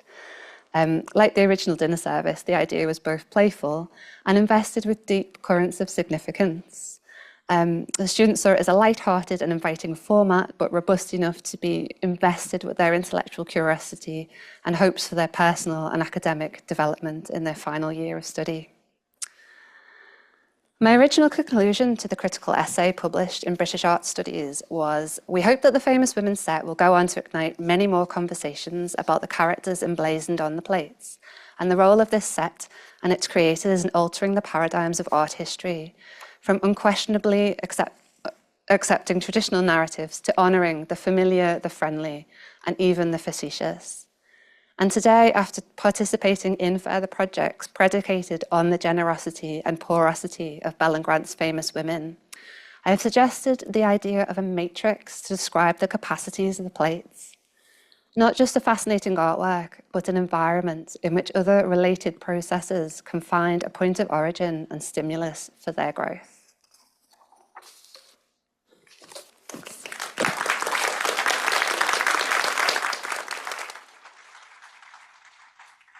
Okay, I said this will keep us all going on a really fascinating day, which has taken, for me at least, a lot of concentration. Thank you very much to all the speakers. We've now got about half an hour, I think, for some questions from you, and we'd like to hear the panel perhaps in response to some of each other's questions. But can I ask who would like to begin? We've got somebody here. Rob's going to start. I don't mind sitting down. Yes, I got told to sit down, but I completely misunderstood his directions. I thought he was moving me that way. But anyway, can I just ask a question about the dinner party set? I mean, given what Francis said about hospitality at the end of this morning, I'm not surprised they were commissioned to do it. Did the Clarkes ever use it? And if you were invited, which plate would you choose to eat on? Oh, wow. It's such a hard decision, because I guess I gravitate towards Bell, but there are so many great women in there. I think the topless ones hold a real appeal. Just because, yeah, I mean, one of them fought the first emancipated duel, which was a topless duel, and their seconds were women, and the medic was a woman. So just some really fascinating stuff in there. Sorry, what was the first part of the question? Did the Clarks ever eat off it? I'm not sure. I mean, I don't think it's been well used. It's in pretty good condition, isn't it, Darren? Yeah. Would you two like to comment on which one you would choose? I'd have to go down and spend a long time looking, I think. Yeah. Yeah. I was going to ask, what did you do in Chicago? She talks explicitly, doesn't she, about being influenced by it? Yeah, she says that she isn't conscious that she knew about it because it wasn't. Yeah, was it well known and sort of? She talks around it very carefully because she doesn't want to minimise any impact it might have had if she'd somehow heard about it, and she wonders if in some reading of Woolf's letters or she has actually picked up on it somewhere. But she cites Woolf as a major influence. Cites Woolf as a major and Woolf influence. is in the dinner service. She says she would have loved to have known more about Vanessa Bell earlier in her career, but there wasn't very much information for her to get hold of. So remains an open question, really. But she was really generous in acknowledging that and not sort of saying, no, I was the originator of this tradition. Yeah. Thank you. Would somebody like to follow up? We've got somebody in the front row here. Oh, and somebody at the back. Hello. Hello. I can just fill in a bit of information about whether Kenneth Clarke used it or not. When we were showing the plates in the gallery, a lady called Catherine Porteous came in. She was actually Clarke's PA later in his life. And he had rooms in London at the Albany. And he used to have to give expensive lunches to important visitors to London. And Catherine suggested to him, rather than going to restaurants, why didn't they hold them in his apartment, which they then did. And depending on who the guests were, he would ask for a certain number of plates to be brought up to London and used for the luncheon that he was holding. For example, one of his visitors was the Queen of Sweden, and so he, of course, chose that plate on that occasion. I'm not sure if they actually ate off them, but they certainly had them laid out at the beginning of the party. Wow. Thank you. Hi, not a particularly sort of, I don't know that this is a question or not, but just an observation. I've always been told that 13 people at dinner is sort of unlucky, and it's just interesting to me that the dinner service consisted of 13 places or plates. So has that ever come up as a... So that's Chicago. So Bell and Grant's is 50 plates. Yeah. But Chicago purposely tuned into the number 13 to sort of readdress the power of it as a coven of witches, I think, and to sort of claim that as a number for women's power. Okay. And then to make the triangular shape of the table where there were 13, 13, and 13. So there ended up being 39. Thanks. Was somebody, Anthony, somebody just here? Yes, front. Thank you. Some years ago, I bought an oil painting by Vanessa Bell of the 1930s. It's, in a sense, a completely conventional and accomplished oil painting view of the Piazza del Popolo from the Pincio. And I don't know where this fits in to her ode at all, because in no sense has it the flatness and so on of most of the modernistic work. And is this something that she was always doing all the time, or is it something that she changed to in the 1930s, or what? I just don't know where this fits in, because it clearly has no relationship to the exhibition that we have now. What was the date of it again? early 1930s. Okay. Would you like to come in on that? Yeah, I think that makes sense in terms of the trajectory of Bell's career, that she had a modernist experimental moment, you know, sort of, which is at its height really in the years sort of 1910 to 1912. Then, like many artists in the latter part of the First World War, through the 1920s into the 30s, she moved back to a more representational mode. Her later work, I think, is very interesting and deserves more attention because it's not sort of modernist, it's not experimental, and yet it is nonetheless extremely powerful. And I think a lot more could be said about it. Thank you. Do you have another hand? Then I'm going to step in and ask about conversation. The more you look at it, the more aware you become of that blue eye in the middle. And I was wondering if there's any comment on that. Yeah. That's not something I'd actually thought about much myself, so not immediately, but thanks for the pointer. Were your thoughts moving in a particular direction, or was it a question?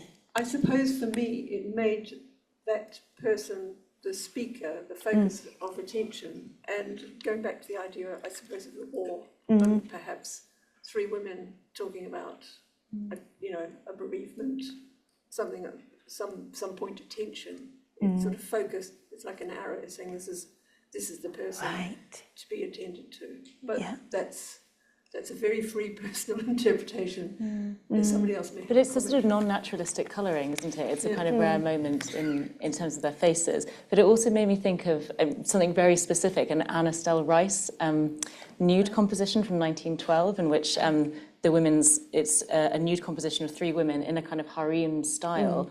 And all of their flesh is all blue, pale blue, sort of the same blue as that Bell sort of painting. So there must have been something there with the kind of non-naturalistic colouring of the body at that particular moment in time. And again, feels like it's pushing against slightly kind of ideas about conventional femininity and beauty, perhaps. Yeah, no, that's really interesting. Yeah. Thank you. Thanks both. Thank you both. Somebody. There's a painting. There's a painting dated 1914 by Vanessa Bell in the exhibition called Oranges and Lemons. And there is a short quote from Vanessa Bell. One isn't supposed nowadays to paint what one thinks is beautiful. And I wonder if the members of the panel would like to comment on that comment by Vanessa Bell. But she sort of goes on to say in that letter that she's going to do so anyway, doesn't she? Yeah. That felt like a kind of rebellious thing to be doing at a moment in which, painting for the sake of painting and a kind of moving towards abstraction was the kind of main thing, right? Yeah. I suppose what she does is set her own standard of beauty. Yes. She's challenging an existing aesthetic, an assumption about what's beautiful, whether it's in a still life or in a portrait of a woman, and saying, no, something else can still be beautiful. You can do things differently. But I think that's also one of the reasons why her later work, the kind of figurative still life of the 20s and 30s, has attracted so little attention critically, is because a lot of it is just, I suppose, in quite a simple way, beautiful work, and it's not moving with the sort of current of the avant-garde aesthetics. It feels like it's done for pleasure, really, in a sense. Yeah, I was going to circle back to what you were saying about pleasure and how Bell's work is invested with pleasure, and that's her idea of beautiful. Yeah. When I was preparing this paper, I stumbled across another letter which relates directly to that Lemons and Oranges still life, which you probably know, but I'll remind you anyway. She's writing to Duncan Grant and thanking him for sending her the oranges and lemons, and saying how clever of you to send them still on their stalks. I'm going to paint them. Which I think sort of... Totally, and it's sort of about spontaneity as well. It's about, so as soon as she received them, she immediately wanted to paint them and was just going by that kind of instinct, I suppose, rather than thinking about aesthetics. Yes. Yes. Yeah. I think it's possibly a tendency in her writing about art is that she'll pick up the ideas that are current and she'll consider them and not fully commit to them, but feel as though she possibly ought to be following that track, but it doesn't quite work for her. She'll carries on doing her own thing. Because there's also a tendency to be self-effacing in the work, you know, that in the way that she talks about her own art, you know, there is often that slightly apologetic tone, I think, because, yeah, she had a tendency to be a little self-effacing in that sense. Yeah, but I mean, she knows what's going on, but she doesn't always sort of fully commit. She doesn't necessarily fully sign up even to a formalist or modernist rhetoric. And she also says, I think, that she immediately put the fruit into her big yellow vase or big yellow jar. So it's back to your point about the domestic interiors and the pleasure of the domestic and the familiar. Yeah, and making use of what's around you in the kitchen. Yeah. Oh, sorry, Celia. I was just interested to know, because whilst obviously you've said that some of the still life paintings of flowers were from gifted flowers, there's a lot that aren't. And were the flowers from Charleston? And if so, did she grow to paint, or did she paint what was grown? That's a great question. I mean, the garden at Charleston is absolutely fabulous. If you haven't been there already, it's wonderful, and there's a real abundance, isn't there, of gorgeous things. But I don't know specifically the answer to that question. It's a great question. I mean, we have Darren in the audience, but I don't know whether he can enlighten us about that.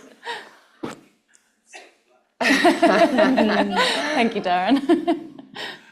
So both Vanessa Bell and Duncan Grant did select the flowers that they wanted planted in the garden, and then would include them in their still lives. But I think they used flowers wherever their studios were, so in London and in south of France and wherever. But yeah, it's interesting to look at what those flowers are in, and whether you can identify the setting and the place where they're being painted. And the garden was it was its own kind of work of art that was sort of coextensive with Charleston itself as being this kind of work of art. I think a lot of attention and creativity was channeled into the garden too. So I remember Mark, the old gardener at Charleston, would try to connect the flowers that were in the still lives with what was in the garden, and he would try to plant what they'd planted as well. I think we've got 3 questions, one online, somebody here and somebody in the middle there. So shall we take the one online first? Thank you. This is from Astrid online. This is a question for Grace Brockington. I read that the painting A Conversation would have been influenced by her travels to Urbino, where she saw the famous Piero della Francesca, The Flagellation of Christ. What do you think of this idea? It is a very mysterious picture. I think it's entirely likely. As with many works of art, there would have been multiple influences. So yeah, that one is entirely convincing to me. Somebody here?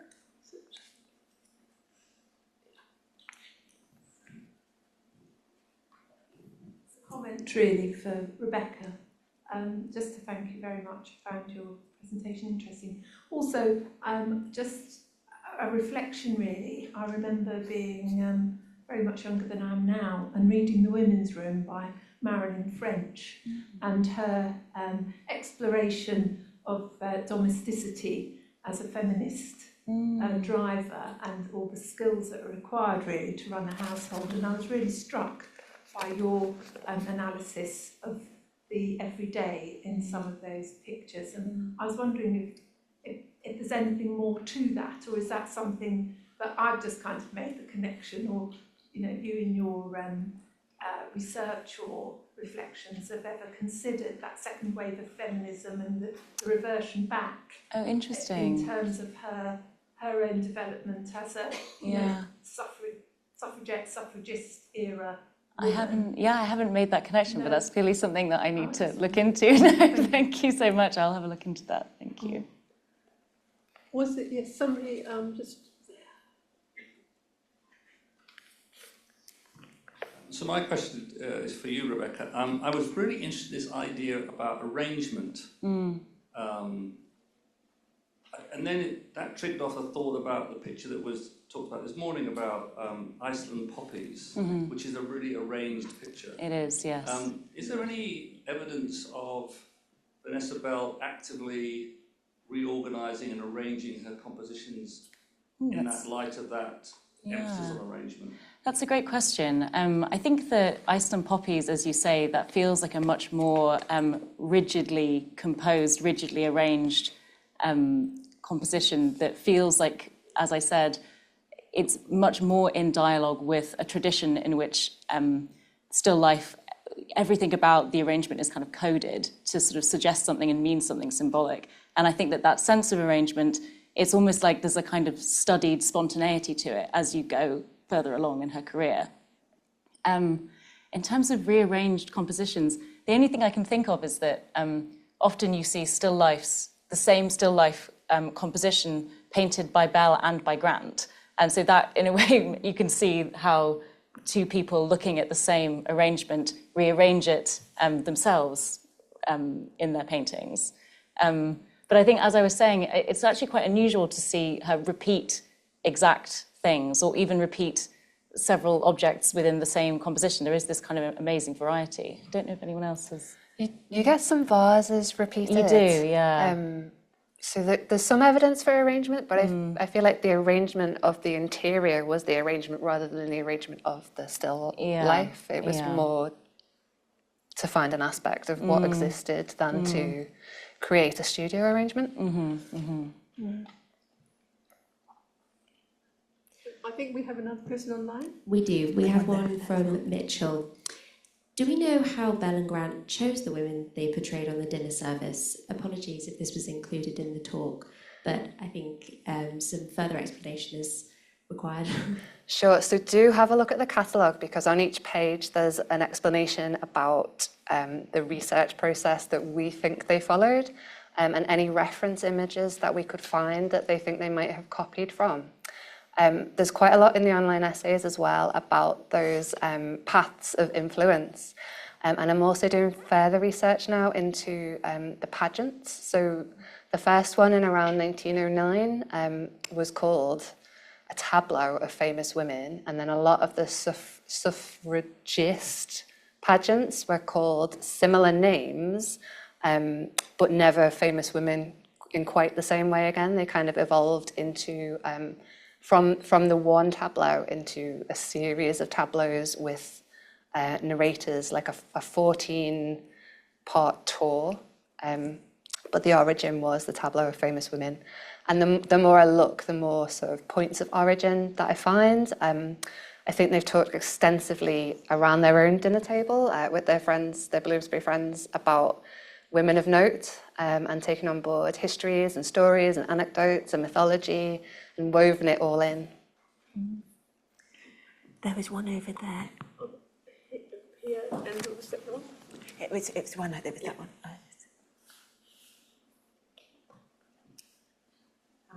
Hello. I want to go back to the women and domesticity thing again.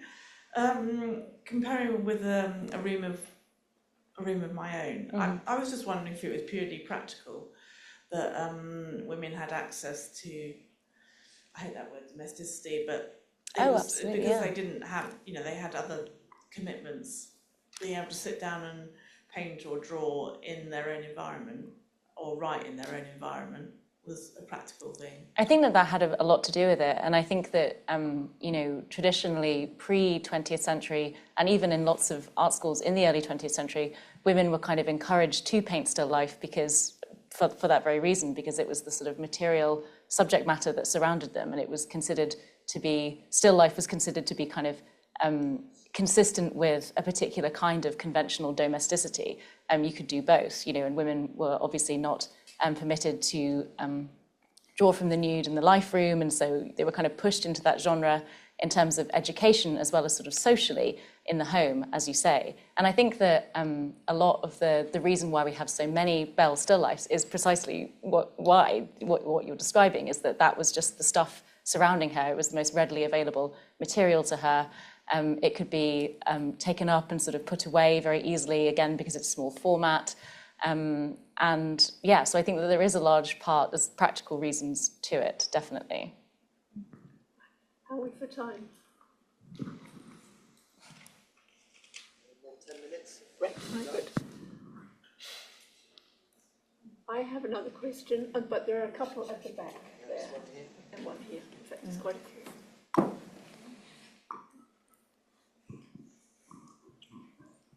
Hello, thank you so much for the talk today, it's really interesting. I'm drawn to the idea of Vanessa as a hostess, and is the main kind of drive for the Bloomsbury Group.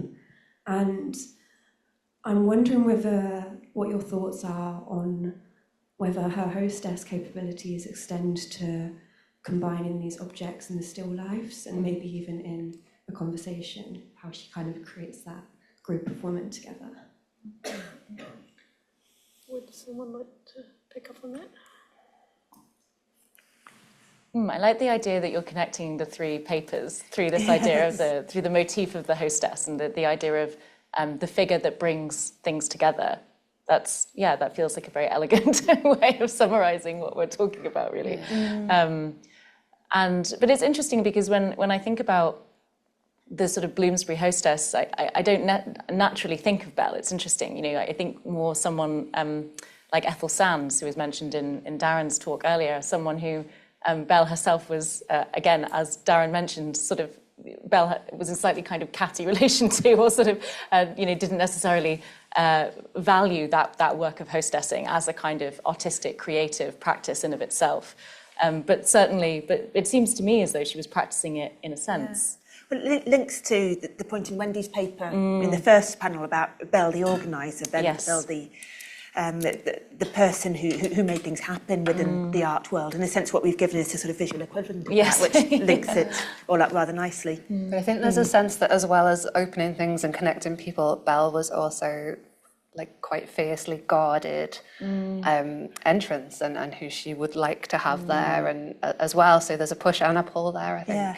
And actually not Lydia Lopakova when she first arrived on the scene, which again takes us back to the first panel. Yeah. She felt that their circle of friends was much too sort of well established at that stage in the long life of the Bloomsbury Group to bring in newcomers, although I think that's softened over time. You could say perhaps also that there was a particular kind of hostessing. It was a sort of intimate into the household, into the family. It wasn't having a grand salon or a spectacular dinner, maybe like Lady Otterline or something like that. I mean, I think there were a few spectacular dinners, but a couple of them were accidental. We've got somebody up here, and then after that somebody over here. Thinking back to this idea of beauty and remembering back to the lecture we had just before lunch where we were looking at those paintings of Studlam Beach and the abstraction after it, and they were, I think, painted around about the time that Vanessa's husband Clive was formalising what he meant by significant form.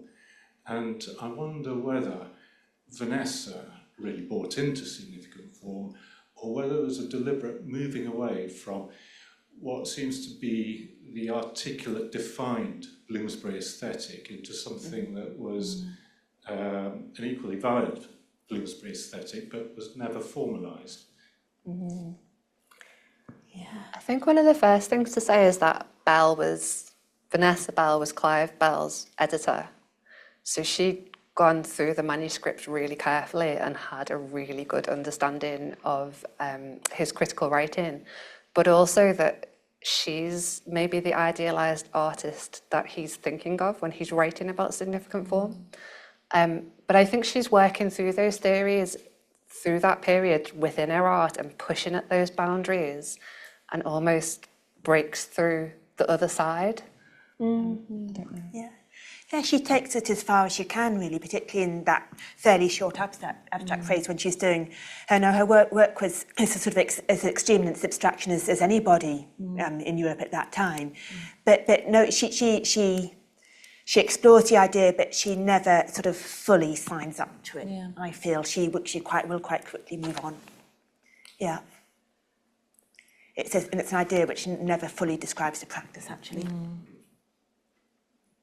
We've got somebody at the end of the row here.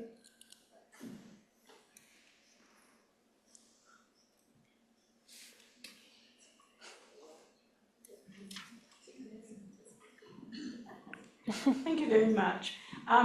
Just an observation. A few years ago, I remember seeing the cookbook.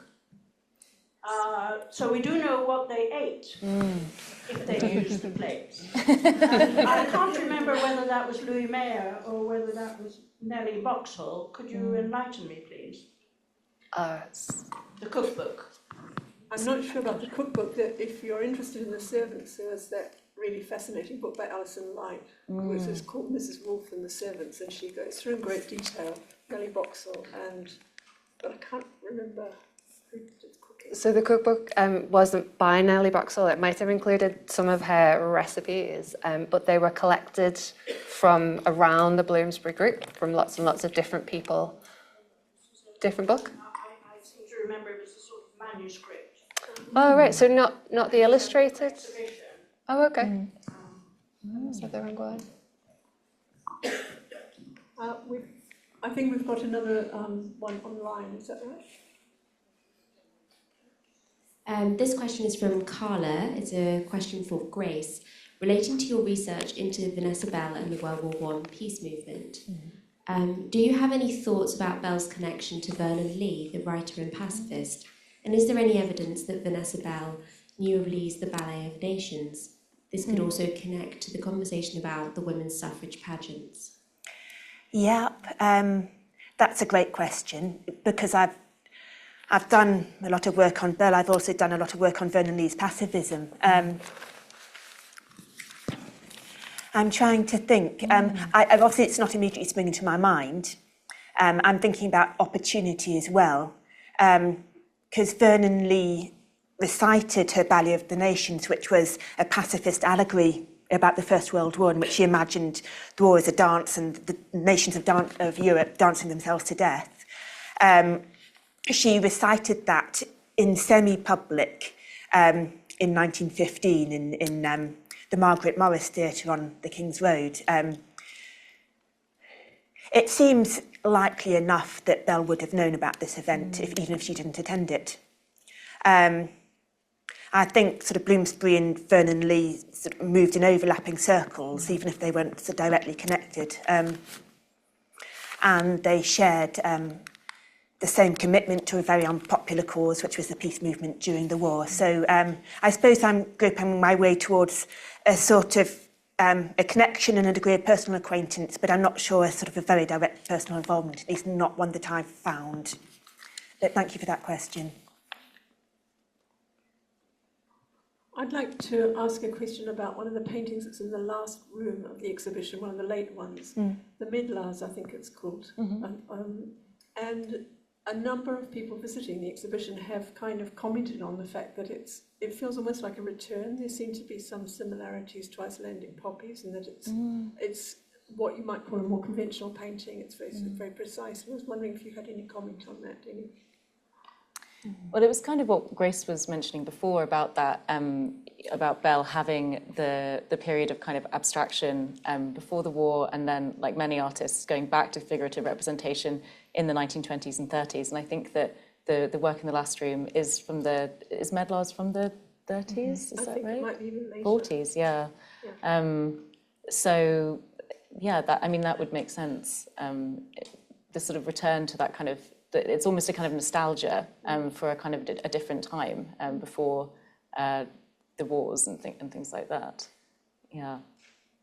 But I still don't think, looking at Medlar's, I think that it does have a different quality to Iceland poppies, because I don't feel as though the objects themselves are kind of invested with a kind of symbolic weight or meaning. I don't think that the Medlars are there in place of an idea, or that they're communicating something about, it doesn't feel to me like they're communicating something about the ephemerality of life. It feels like they're very in the present. They're very much about the present and enjoyment and pleasure and plenitude in the present. Yeah. As a fruit, a medlar is at its best when it's rotten anyway. Oh, wow. Yeah. Well, that's great.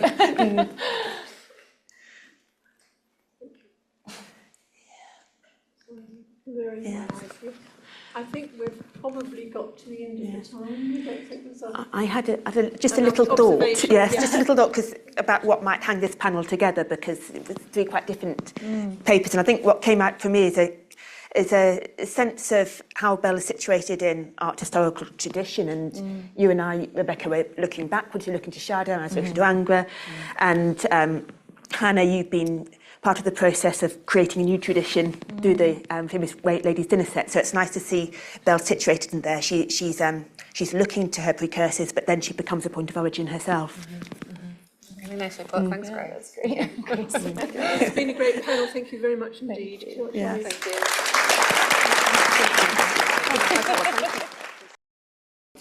Thank you to MK Gallery and to Wayne and Margie for their very generous support. I'm going to give a short introduction to how this book came to be, and then I'm going to give a short reading, which is actually my first ever reading from this book, which is not yet published, which will be published in April of this year in the UK. So my fascination with Charleston actually began in 2018 when I gave a talk at the Small Wonder Festival at Charleston about my debut novel, The End We Start From. And we were taken on a nighttime tour of the house, which was particularly atmospheric, I think. And we were told about the lives of those who lived there. And I had a particular feeling that I'd come to sort of recognize a sort of restless excitement, or even a little sort of bell going off in my head that indicated that a book could be beginning to take shape. So from there, obviously 2018, and here we are 7 years later, and there was actually another book in between. But during that time, I immersed myself in the lives of the people who lived at Charleston, reading memoirs, letters, biographies, lots of which have been mentioned today. Of course, Frances Spalding's biography, crucially. And the relationship between Vanessa Bell and Angelica Garnett in particular, you'll have to forgive me for my slightly amateurish slide use. Novelists don't use so much slides. And it was that confluence of ecstasy and antagonism that can define the mother-daughter relationship that really intrigued me. So alongside the distance and difficulties described by Garnett in Deceived by Kindness, her memoir, there are also descriptions of intense closeness. And also I found statements like Bell's that having a daughter had been the most terrific experience of my life. It was fascinating to me to research both Vanessa Bell's life as an artist and a mother, painting her children, painting around her children, and also Angelica Garnett's life as the child, the daughter of famous artists, and her struggle or quest to define her own identity in the face of this. And so to give you a sense, I'm going to go back to this. Actually, it's very hard to read from here. I can read it in here. There we go. To give you a sense of sort of my theoretical interest in motherhood that had been going on for a number of years through my first two novels, I am a great devotee of the book Of Woman Born by Adrienne Rich, which sort of describes this duality of motherhood in terms of an institution and also a sort of physical lived reality, and that it's the institution of motherhood that is so problematic for many women. So she talks here about mothers and daughters. Probably there is nothing in human nature more resonant with charges than the flow of energy between two biologically alike bodies, one of which has lain in amniotic bliss inside the other, one of which has labored to give birth to the other. The materials are here for the deepest mutuality and the most painful estrangement. So that was a quote that I often returned to when I was sort of doing this research and this thinking and this writing, which has a particular sort of creative, critical quality. So I was also interested in exploring the identity of the mother herself, which sometimes this painting, interior with two women, seem to exemplify. This is a obviously black and white reproduction that I found in Frances Spalding's biography. So I became sort of obsessed with this painting, to be honest, and it for a while I used the title for the title of my own work. So I was fascinated by this sort of the unclothed and the clothed women here. Perhaps the unclothed mother, her naked, desiring animal self, and her polite, dressed, tea-pouring persona that we see here. And I was fascinated particularly by, as I said, the title of this work and the way that each woman is in some sense, that every woman is in some sense an interior inhabited by at least two forms. So the different forms of a woman, which starts to sort of point towards my own explorations which led to the novel. So here we see a letter from Vanessa Bell to Virginia Woolf about maternal instinct. I wish you would write a book about the maternal instinct. In all my wide reading, I haven't found it yet properly explored. Of course, it is the worst, one of the worst of the passions, animal and remorseless. But how can one avoid yielding to these instincts if one happens to have them? Here we see Angelica herself with her own daughters. And their look to the camera, perhaps, or one of their looks at the camera mirroring her own all those years ago. And in this sort of time of research and thinking, I used to really stare at photographs like this, sort of trying to sort of ascertain some sort of essence of her being, some way of inhabiting her life in my own writing, which I think Rebecca and I will come on to talk about. So that sort of, those connections between biography and fiction, where they meet and where they depart.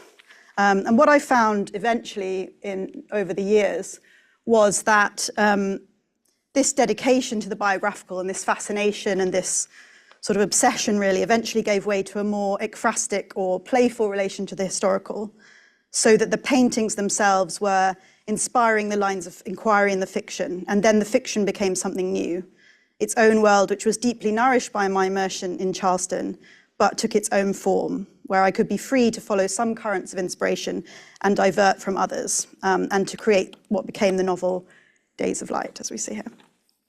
So I'm going to give a short reading from the novel. I'm going to start from the beginning, because I found in my limited experience, that's always the best place to start. Okay. When Ivy looked back, this was what she remembered. Joseph was singing. Here was a rare thing her brother couldn't do. His voice was tuneless, rambling, reaching for a note as though for a high ledge on a mountain. But the fact remained, Joseph, their own plain, sensible Joseph, was singing. He lay in his bed in the next room, the painted walls sentinel around him, his window ajar, already wafting sweetness. He was opening his wide lips, feeling the vibration build in his stomach, rise into his chest. Here was music in his throat, on his tongue, whistling through his teeth. Ivy held her own breath to try to hear the song more clearly. It was a low, almost continuous sound, a bird on a summer night, an anonymous, homeless tone, the sound of yearning itself. Ivy pictured Joseph in his set at Oxford, the two little rooms with their air of adolescent disarray, his girlfriend a shape at the edges. Their father, Gilbert, had given him a gramophone for his 21st birthday, and surely Joseph would dance his girl around the study, taking care not to bump into the clumsy armchairs, the solemn wooden desk. Joseph was a good dancer. He would have his arm wrapped around her waist. Ivy could see the waist, its deep dip of invitation, its stretch into arm and shoulder, but above this was a blur. Joseph had never described this girl much beyond her name, Frances, and just once, after dinner and wine, lovely. Over time, Ivy had filled this blur with figures, a girl leaning to pick up a penny, rising like a child who has stamped her gumboots into a puddle with a loose, opening smile. Or a more serious woman, wearing a beret at an angle, a cigarette tucked between her fingers, lips poised with experience. Sometimes the figure was simple, even incestuous, herself or her mother. Ivy did not berate herself for this. After all, after today, these figures would vanish forever. Today, the real Frances would visit for Easter. Through her open window, Ivy could smell the goodness of the garden outside, the truth of another morning arriving. The birds made their expectant, nervous morning calls. Even they knew about this day, Ivy felt. They sensed its particular quality, how even at Cressington, the most secular house in England, Mother had once called it, Easter meant something. It meant something to the trees and to the greying statues of the garden, their subtle turns only children could see. When Ivy was 6 or 7, she had watched the small nymph by the pond turn and wink at her. It was perhaps the single most significant moment of her childhood. Magic proven, the shell of reality cracked. But when she tugged hard on her mother's skirts, Marina only said, "Of course, darling," and moved away. Ivy heard a noise from the kitchen below her. Anne would have been up for hours, taking the lamb from the larder, covering it with salt and herbs, hoping to disguise the way the air had already dried the meat a little. It would be a warm Easter, the newspapers said, using that word unseasonable. But wasn't Easter always sunny? Ivy closed her eyes, felt a threaded seam of past Easter Sundays, those when they had eaten in the drawing room and in the garden room and in the garden itself. An image of sunlight through a tablecloth. She must have sat under the table as a child, been passed morsels of meat by Joseph or Angus, her head patted like a dog. The sunlight seemed thinner in memory, a different colour, more lemon, lighter than the dense peach that hung around her now. She turned on her back, lifted her nightdress over her head, and breathed her own morning smell. She was like a farm, she often thought, so many parts working together to create the semblance of order, one shape moving through the world. The singing had stopped, but there was another noise from Joseph's room now, a clunk and a creak, as though he had left his bed and then thought better of it, turned back against the cool gravity of the painted wall. Sometimes in the night she heard him snoring, a steady whinny that reminded her of a horse, the way breath came warm through their deep nostrils, their long, patient exhalations. She was usually up before Joseph, but she wondered now if he had woken even earlier than she had, enjoying the quiet of himself, the smell of the garden rising before him. But here the singing began again. There was something unformed and tender in his voice, a tone she had not heard since his childhood, in his offerings of worms or mud pies, the sudden wail of his disagreement at the dinner table. She thought of his hair as it used to be, the monkish circle of brown that often fell in his eyes. He was always bigger than Ivy, always 2 years ahead, but now she remembered him coltish, fawn-like. She remembered the soft skin of his arms, the tangle of his legs on the privy when he left the door open.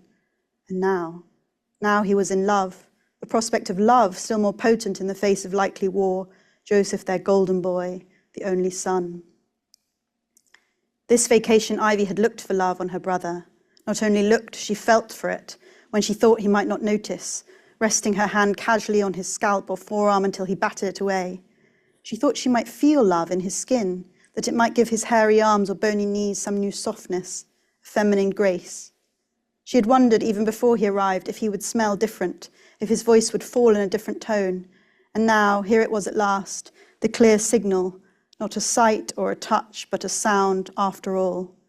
He was singing. I'll read one more page. His feet were bare. Her feet were bare. The grass on her skin was a blanket of kisses. This was the phrase she thought of, blanket of kisses, imagining each wet press of the lawn as a wide mouth opening on her heels, the soft pads beneath her toes. She had been trying to write poetry lately, had been trying to content herself with being unkissed, untouched, to imagine that nature itself was her lover, that the whole world, meaning nobody, could adore her. She sat down on the old swing in the little apple orchard, though she knew the damp seat would leave marks. She liked the feel of wood against her skin, the secret regard that was so much like the esteem she held for herself in the bath when no one was looking, the gentle approval she felt for her breasts, her thighs, the dip of her elbow. This wood held her, she felt. It knew her. She pushed herself off, her feet moving into the mud. From here, Ivy could see the whole house, its back turned towards her, something modest, almost shy about the square hulking of each upper window. She knew only Joseph was up there now, still somehow in bed, an hour after she had heard him singing. Angus would be in the studio he shared with Marina, hidden behind the curve of the house, his brush in his mouth or his fingers. Easter would mean little to him, perhaps the least of them all, a slightly larger lunch, more people in the house to distract and unmoor him. He was to be a great painter, it was said. Perhaps he already was. I'll finish there. Thanks, everyone.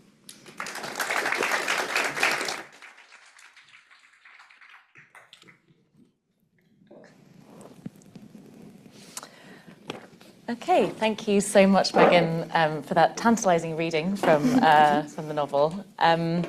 So I'm going to get straight into the big, meaty questions. You've spoken about the inspiration that you've taken from primary sources, so Woolf's novels and life writing, Bell's paintings, Angelica Garnett's memoirs. And I guess I was just wondering about secondary sources, or rather representations of the intimate relationships in Bloomsbury in other creative works that straddle fiction and non-fiction. So, for instance, things like Michael Cunningham's 1998 novel The Hours and its film adaptation, or even something like the 2018 film Vita and Virginia. And what you can kind of see from this is that it feels like lots of writers, filmmakers, lots of creatives have taken inspiration from this particular group, perhaps more so than any other kind of group that I can think of in sort of British 20th century history. So how do you see your novel as fitting within this world that's already kind of been erected around the Bloomsbury Group? So in other words, that kind of relationship between biography, fiction, non-fiction? I think the Hours in particular, the novel, was a huge source of inspiration for me, sort of stylistically, and obviously in terms of its subject matter. But I think that it also sort of guided me towards perhaps what I didn't eventually want to do, which was to sort of create a fictional representation of, for example, Woolf, or even Bell. I mean, I think that the women in the novel, mainly the women, I mean,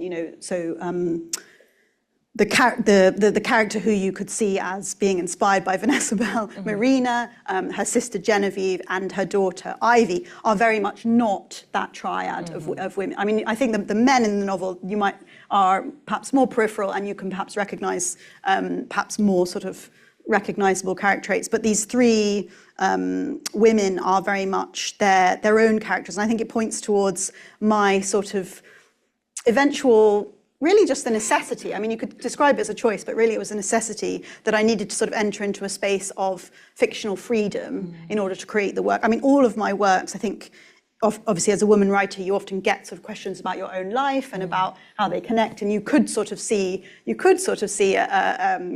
a sort of autobiographical thread throughout them. But the way I've inhabited them as a writer is very much as completely fictional spaces. So this was a new thing for me, basing my fiction on real people. And eventually it didn't feel that it was, I mean, we've talked about it before, it's sort of, there was almost a discomfort for me in the end about really trying to fictionally represent.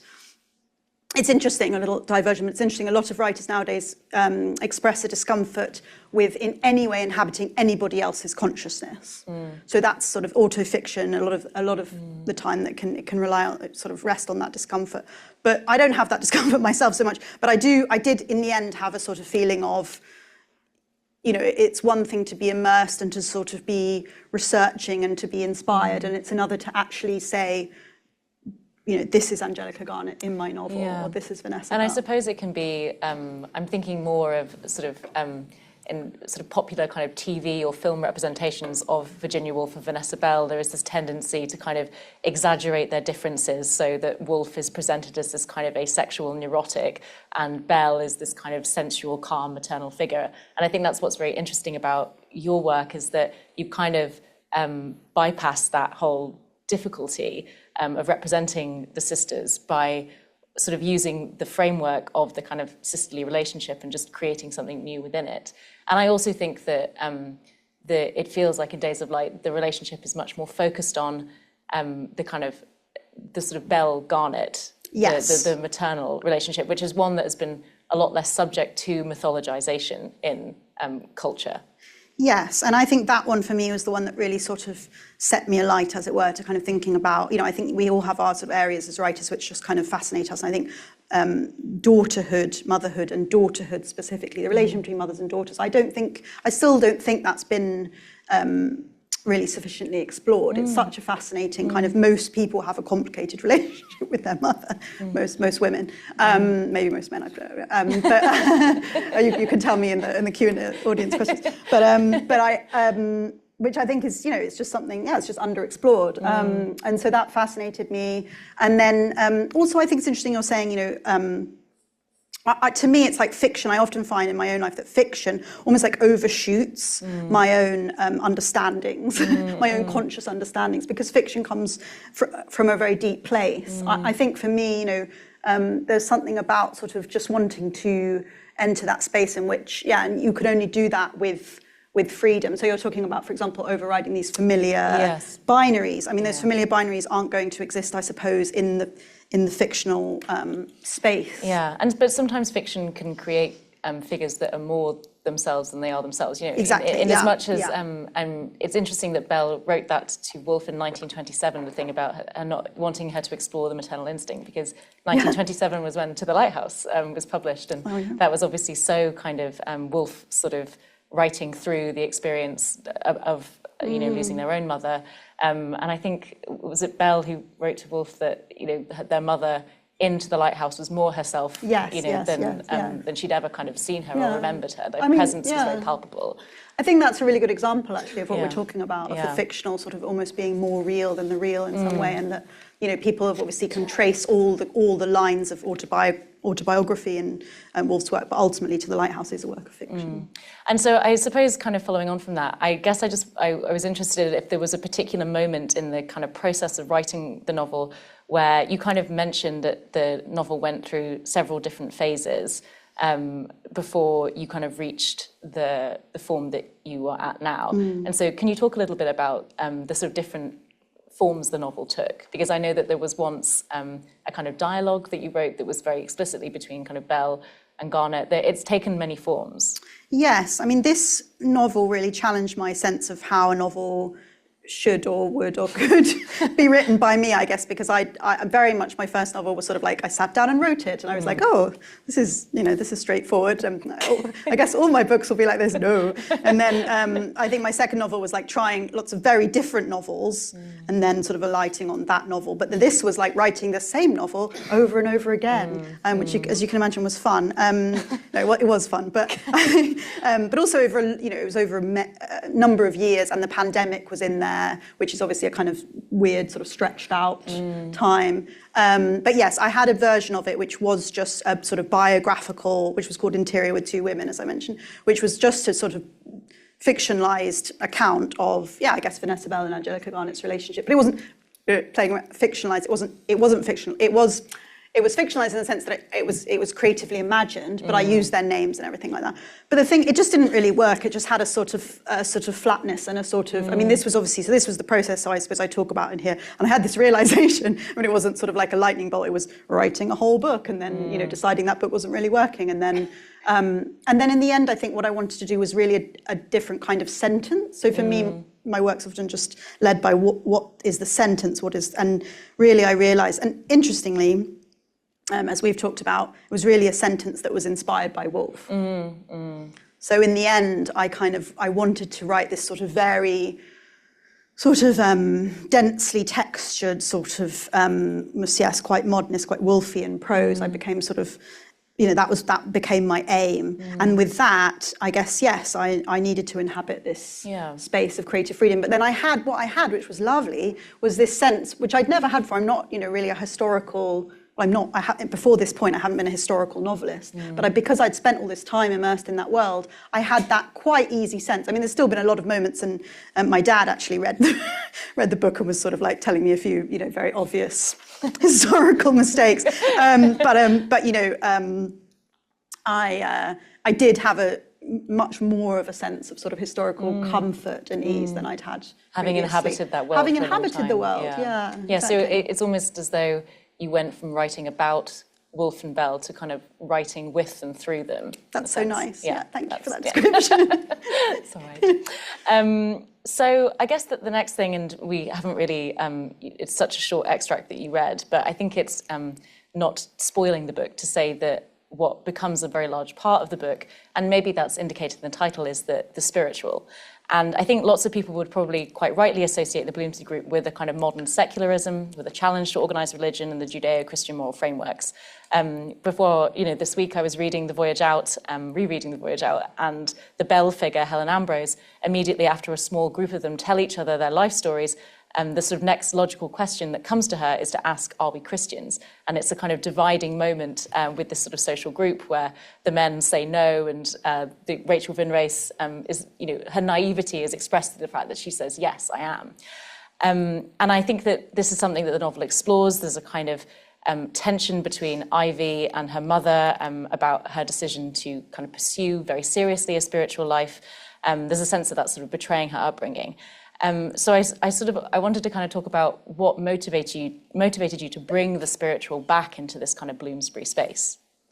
Yes, I mean, I think again this sort of goes back to the sort of freedom that the novelist, and also I think what I was doing, what I didn't say about the project that I was doing, the sort of original biographical project, was that I also had these sections which were directly autobiographical about myself and my life and my encounter with Charleston. So it began with me visiting Charleston at night, going around Charleston, and then it had sections where I was talking about my own daughter and this sort of my own mother, and it was directly autobiographical. So the whole time, in fact, I was trying to explore this thing about where does fiction and biography and autobiography, where do they interrelate? So I'm getting to the point. So for me, my autobiography has been very much characterised by this encounter with religion.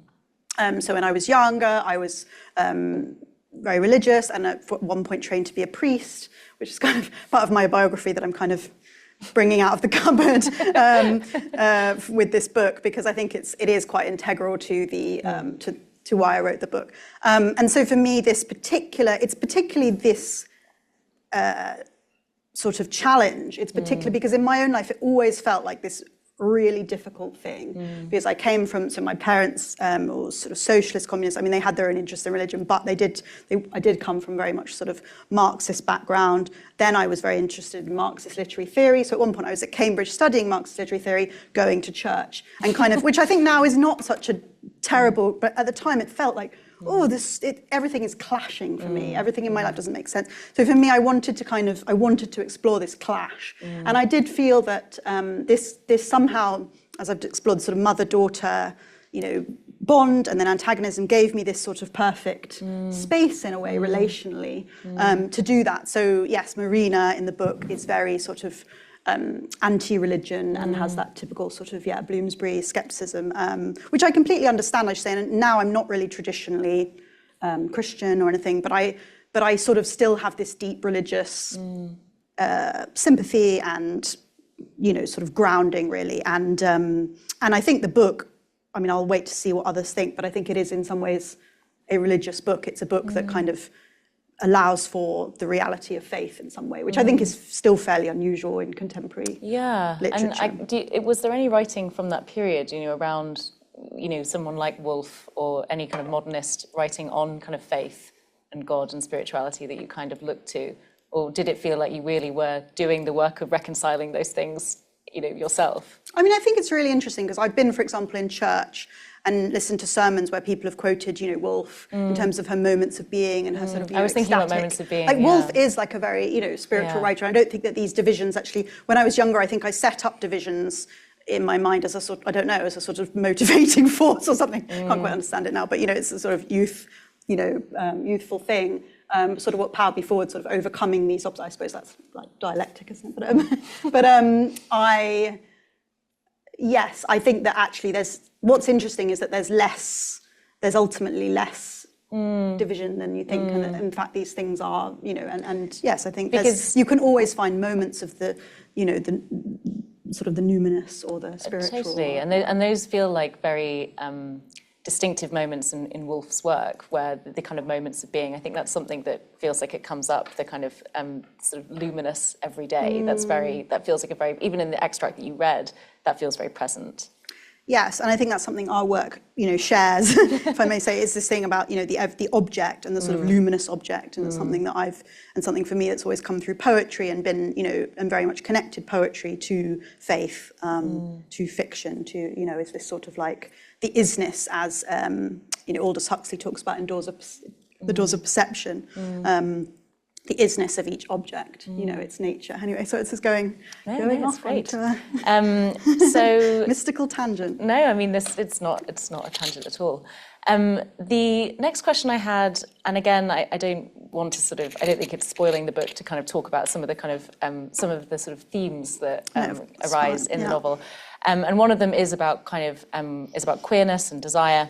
And I suppose that the Bloomsbury Group already have a very strong association with queer subcultures and communities in 20th century Britain. Duncan Grant and his lovers, the role of Charleston as incubating queer intimacies, the relationship between Woolf and Sackville West. These feel quite they're sort of in public consciousness in a sense. So did you see the journey that Ivy goes on as adding something new or different perhaps to these existing stories? So yeah, I guess I was just thinking about how you see the kind of queerness of the novel in relation to the queerness of the source material. Yes, I mean, I think that, the source material undoubtedly gave me this sort of interesting, environment to kind of think about queerness within the family, and to what extent that is sort of, accepted, to what extent that is public, to what extent it is, unspoken. In the novel, I mean, this is a tiny bit of a spoiler, but let's just say there's a meeting point between the queerness theme and the motherhood theme, in the sense that we're thinking about, young mothers relating to each other in a queer way, which wasn't, again, something that I had necessarily encountered before, and I thought was quite a sort of interesting, particularly so that image that I presented of the naked woman and the clothed woman. And, that was very much feeding into my own experience of being, a mother of young children, and sort of like there being a real, in some, I'm sure it's different, all different sort of, but that young motherhood can be a real sense of, real sight of sort of a return to the conventional, and sort of, women being a certain way. We still have that, that's still very much with us, that there's still a sort of whole set of expectations about what a mother is, and also a mother being in some way denatured, de-sexed, sort of, so I think that I was really interested to kind of put those two things alongside each other, and have that kind of, it's interesting because in the novel, let's talk vaguely, but there's a sort of element in which the relationship feels very natural in a private space, but in a public space, it's still a sort of like, it's remarked upon that this is, this is not acceptable. This is not. This can't be an open relationship. I guess one of my final questions was thinking about this novel in relation to your other two novels. So for people in the audience that don't know, maybe you could give a little summary of the first two, and how, because to me it feels like across the three novels there are some common themes, including the maternal. And I was just wondering how you sort of saw Days of Light as kind of picking up on those threads and sort of, yeah. Yeah, I mean, it's really interesting because I think just the few bits of sort of, feedback that have started filtering through are, this book feels quite different to my other books. Definitely. And I think that is, my other books were particularly informed. They were, my first book particularly was extremely brief, so it was only 17,000 words long. And then my second book was also more of a novella. And this book, I mean, it's not super long, but it's a sort of normal length novel. So that's one rather straightforward difference. But I think... But the first novel is kind of about almost like a dystopian future. Yes. And so it interested me that the first novel was about the kind of future, and now you're kind of moving backwards. The second novel was set in the present, and now we're set in the past. It's true. I mean, I think there's something about, how do we think about the future? What will our future be? And it was actually quite a sort of, dark picture. So it's the end we start from, now a film that you can see on Netflix. It's... it is quite dark, but then I always used to joke that my second book was my dark book, even though my first book was a dystopia, because it's really, really kind of, I guess circling back to this idea about motherhood, very much you can see the theme there, and in terms of the conventional and the sort of expectations of womanhood and female rage, and the family. And I think really for me, I suppose there's been a widening out of my work, from sort of like, basically, a relationship with a baby is what the end we start from is, I used to joke it's sort of 60% breastfeeding, because it's not really a good sales pitch maybe, but and then the harpy, you've got this again quite enclosed sort of family, and here we have a family, but they're a much more sort of like, porous family with lots of different kinds of connections. So I think it's been the family, but I think that's interesting what you say. And this is my first time talking about the book in public. It's my first time reading from the book, but I'm just starting to sort of think through all of this. But I think it's interesting what you say about going to the past, because I think perhaps I started to write this in a historical moment, the pandemic, where it felt very difficult to think about the future. And I also think there was something about, for me, and I was talking about the sentence, about the prose, in terms of it being difficult to think about what is the future of the novel. So it's a big question. But, and I think that I sort of returned to Woolf as really kind of my, idol, as it were, or my sort of ultimate influence, and sort of wanting to write, as you said, with her or influenced by her, and see where that would take me. So far it's taken me here, and then it's a question of what's next. But, I think very much I wanted to go back to the past and to kind of reclaim maybe that sense of the importance of the sentence and of the importance of kind of, because sometimes now it's all about almost like, the elevator pitch or the, the content, and can the content be, well, ironically made into a film, and, kind of wanting to go back to that sense of the textual and of, the prose itself as being the sort of centre of the book. And speaking about the sentence, I think something that's also significant that that we should talk about is the structure of the book as a whole. The fact that it's split, it's between you begin. Oh yes. Yeah, I think we should talk about that. That it has quite a unique structure. I mean, that's why the Guardian described it as one day written by and starring Virginia Woolf, because it's one day, isn't it, across Yeah, a so long we've period got, of time. I'm just also... Oh, yes, well, but I will say, thank you, Yes. I will say it is, yes, it's 6 days across the whole of the 20th century. So it's a day in the 1930s, a day in the 1940s, a day in the 1950s, etc. So we see the whole spread of a life. And again, connecting to the biographical and the sense that I got of, well, Vanessa Bell's life and then Angelica Garnett's life, their whole life. So to read about someone from birth to death, what happens to them, all the things, it gives you a very particular perspective on somebody's life. So it's, I suppose the elevator pitch for this, which isn't particularly cinematic perhaps, but is, one woman's life across 6 days across the 20th century. So she moves through the Second World War and, up to the close, really, the 1999. And you can feel the influence of biography just on that very structure, but it's sort of a way of doing, it's a sort of different way of doing biography. Yes. It's sort of biography of lots of kind of the chunks. Sort of glimpse, kind of a glimpse, taken but out. then it's also a glimpses, day. So similarly, I mean, I wish similarly, but, in homage to Mrs. Dalloway, in the sense of, a day, all that a day holds, all the thoughts, all the emotions, all the dishes and the toothbrushes and the babies crying and the all of that everyday texture. Great, thank you. Well, I think that we have time now to take audience questions. So, if the roving mic is upon us.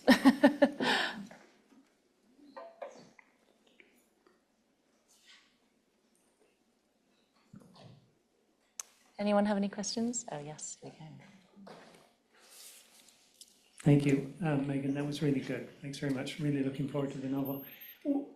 Would you describe creating a character for your novel differently when you've done the historical research? Does it constrain you as you create this character, or does it give you more freedom? I'm curious, because presumably the previous novels weren't so much based on a historical research project that you undertook. So I'm curious how that research might have affected how you created these characters. Yeah, thank you. I think ultimately I didn't want it to constrain me, and hence I kind of I didn't give them the same names, and I just allowed myself to kind of be free from sort of, because I'd already done this whole book that was slavishly historically accurate to every date and detail. So I'd done that. I didn't really feel that quite worked or gave, kind of came to life on the page. So I then allowed myself, but the thing was, because I'd been immersed in all of that details would come out. So, I was joking, sort of like I think they call them Easter eggs.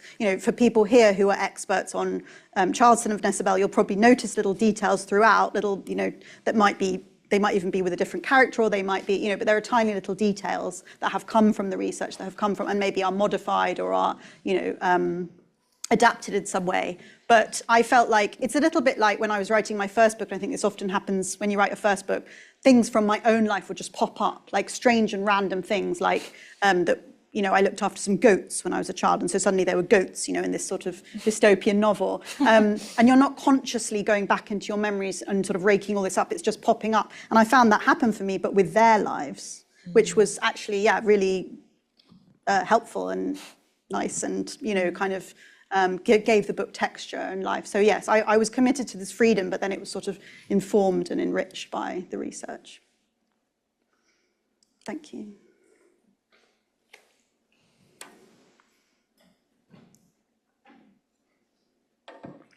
Just a little, first of all, thank you so much. That was absolutely fascinating. The interior with two women is at King's College, Cambridge. Oh, wow, thank you. So I thought you might like to know that. Oh, my goodness. It's quite big. It's actually being restored at the moment at the Hamilton Carr Institute, but when we get it back, you'd be very welcome to come see it. I would love that so much, thank you. I've only ever seen it in black and white. We were actually asking Frances when we were here for the opening where it was, because we've both been trying to find it, and we both live in Cambridge, so that's incredible. Yeah, we live in Cambridge. That'd be great. In one of the more private rooms, so it's not a great surprise that you wouldn't have known either of you where it was, but yes, we do have it.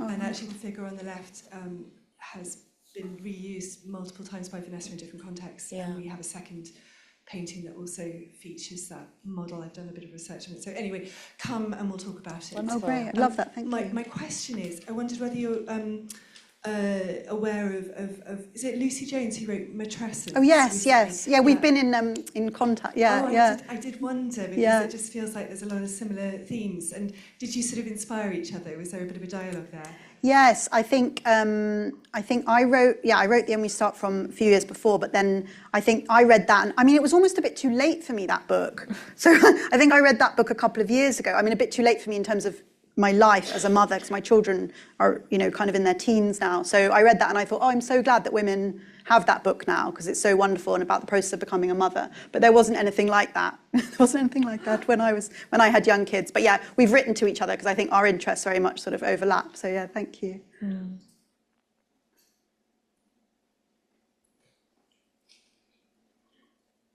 Thank you so much, Megan. That was a really brilliant conversation, and I look forward to reading the book. It feels appropriate for me to actually ask the next question, because I'm holding Matrescence. Oh, that it should come up, but that's great. I mean, it's a brilliant read, so I recommend to anyone in the room. Yeah. This is the relationship between Vanessa and Angelica is something that actually really interests me as a researcher. So it's fascinating to hear it from your point of view as an author, as a fiction author. And how we both sort of tackle this similar topic, but from a very different perspective. I really like this idea of the Mrs. Ramsey character into the Lighthouse being more real than the memories of Julia Stephen. And you mentioned Deceived with Kindness, and you know, one of Angelica's most well-known publications. And what's quite interesting about that book is that 10 years into its publication, there was a 10-year anniversary, and her preface to that, I'll just read a section, if I may, from that. She regrets having written about her parents in the way that she did, and she says, "Bloomsbury was the matrix from which I sprang, in many ways an extraordinary advantage, but I wished I could have called it by another name and rechristened its characters so that they might be seen for their psychological complexities and over life-sized personalities without the label." Wow. I think I might have read that ages ago and then forgotten it. And then, it's funny because, you know, these things come to life. Yeah, exactly. You actually draw attention to them. But that's something that she would explore in one of her later publications that's less discussed, The Unspoken Truth, which is a group of short stories. And she explores her own childhood through fictional narratives, and particularly through the fairy tale narrative. And so she becomes this child called Bettina, and she lives in a fairy tale sort of setting that is Charleston. She's bathed in colours. She describes growing up bathed in colours. But what's really interesting is the mother-daughter relationship explored in that story. She sees, Vanessa Bell is called maman, the French for mum, but that's not really a sort of affectionate enough expression. But it translates as sort of something like mummy in a way. But she is seen as both an endearing and benign figure, but also someone that is quite austere and to be feared. Yes. And of course, maman refers to Louise Bourgeois' famous sculpture of the, you know, monumental spider, which she saw as a representation of her own mother, as someone who is both protective but also quite frightening in many ways, and kind of, you know, over-domineering in a sense. So I wondered, sorry, that was quite a long no, it's really process, interesting. No, but thank to you. get to the question of going back to what fiction offers, and thinking about, like, you know, Louise Bourgeois, art, psychology, what fiction offers in exploring women's narratives, women's relationships, mother-daughter relationships, more than the autobiography. Yeah, it's so interesting. I mean, I think that was also one of my sort of pauses with my relation to Angelica Garnett as writing her biographically, is that she herself is a writer. You know, it's like, and the same with Virginia Woolf, writing a writer is a particularly difficult thing to do. And I think I'm fascinated, as you said, by Angelica Garnett's sort of relation to her mother as, you know, there is this sort of, I think in Deceived with Kindness, obviously quite a moment of sort of more darkness, but there is this kind of always this kind of flowing between, you know, this closeness and this, you know, love. And they obviously had this great, you know, love, but also this sort of distance. Anyway, I think that fiction, I mean, for me, you know, that's my form. But I think that, you know, all of these forms, what I find fascinating, I think what we're both so interested in is how they all intersect and interrelate and how they speak to each other. And I think that, you know, fiction probably, I think, as I was saying, I think there's probably some more space within fiction for mother-daughter relationships to be explored. And we have obviously gone so far, even since I published The End We Start From. At that point, it felt like, oh, there isn't much writing about motherhood. You couldn't say that now. You couldn't say there's not much writing about motherhood, which is, you know, it's not that much time has passed. So that's wonderful. There's such a sort of like huge growth of writing in that area. But I think there's, you know, it's a bit like, you know, like people might say, oh, we've had, I did hear someone the other day saying, oh, I've got too many motherhood books or something like that, you know, or like there's too much motherhood. But, you know, we wouldn't say that about war or, you know, like romantic love or, you know, so I still think there's so much room, both in fiction and, you know, biography and visual art. But yeah, thank you. That's all, yeah, so relevant and interesting. Thank you. Fantastic, and what a shame we're going to have to leave it there. Yes. Thank you very much, Megan and Rebecca.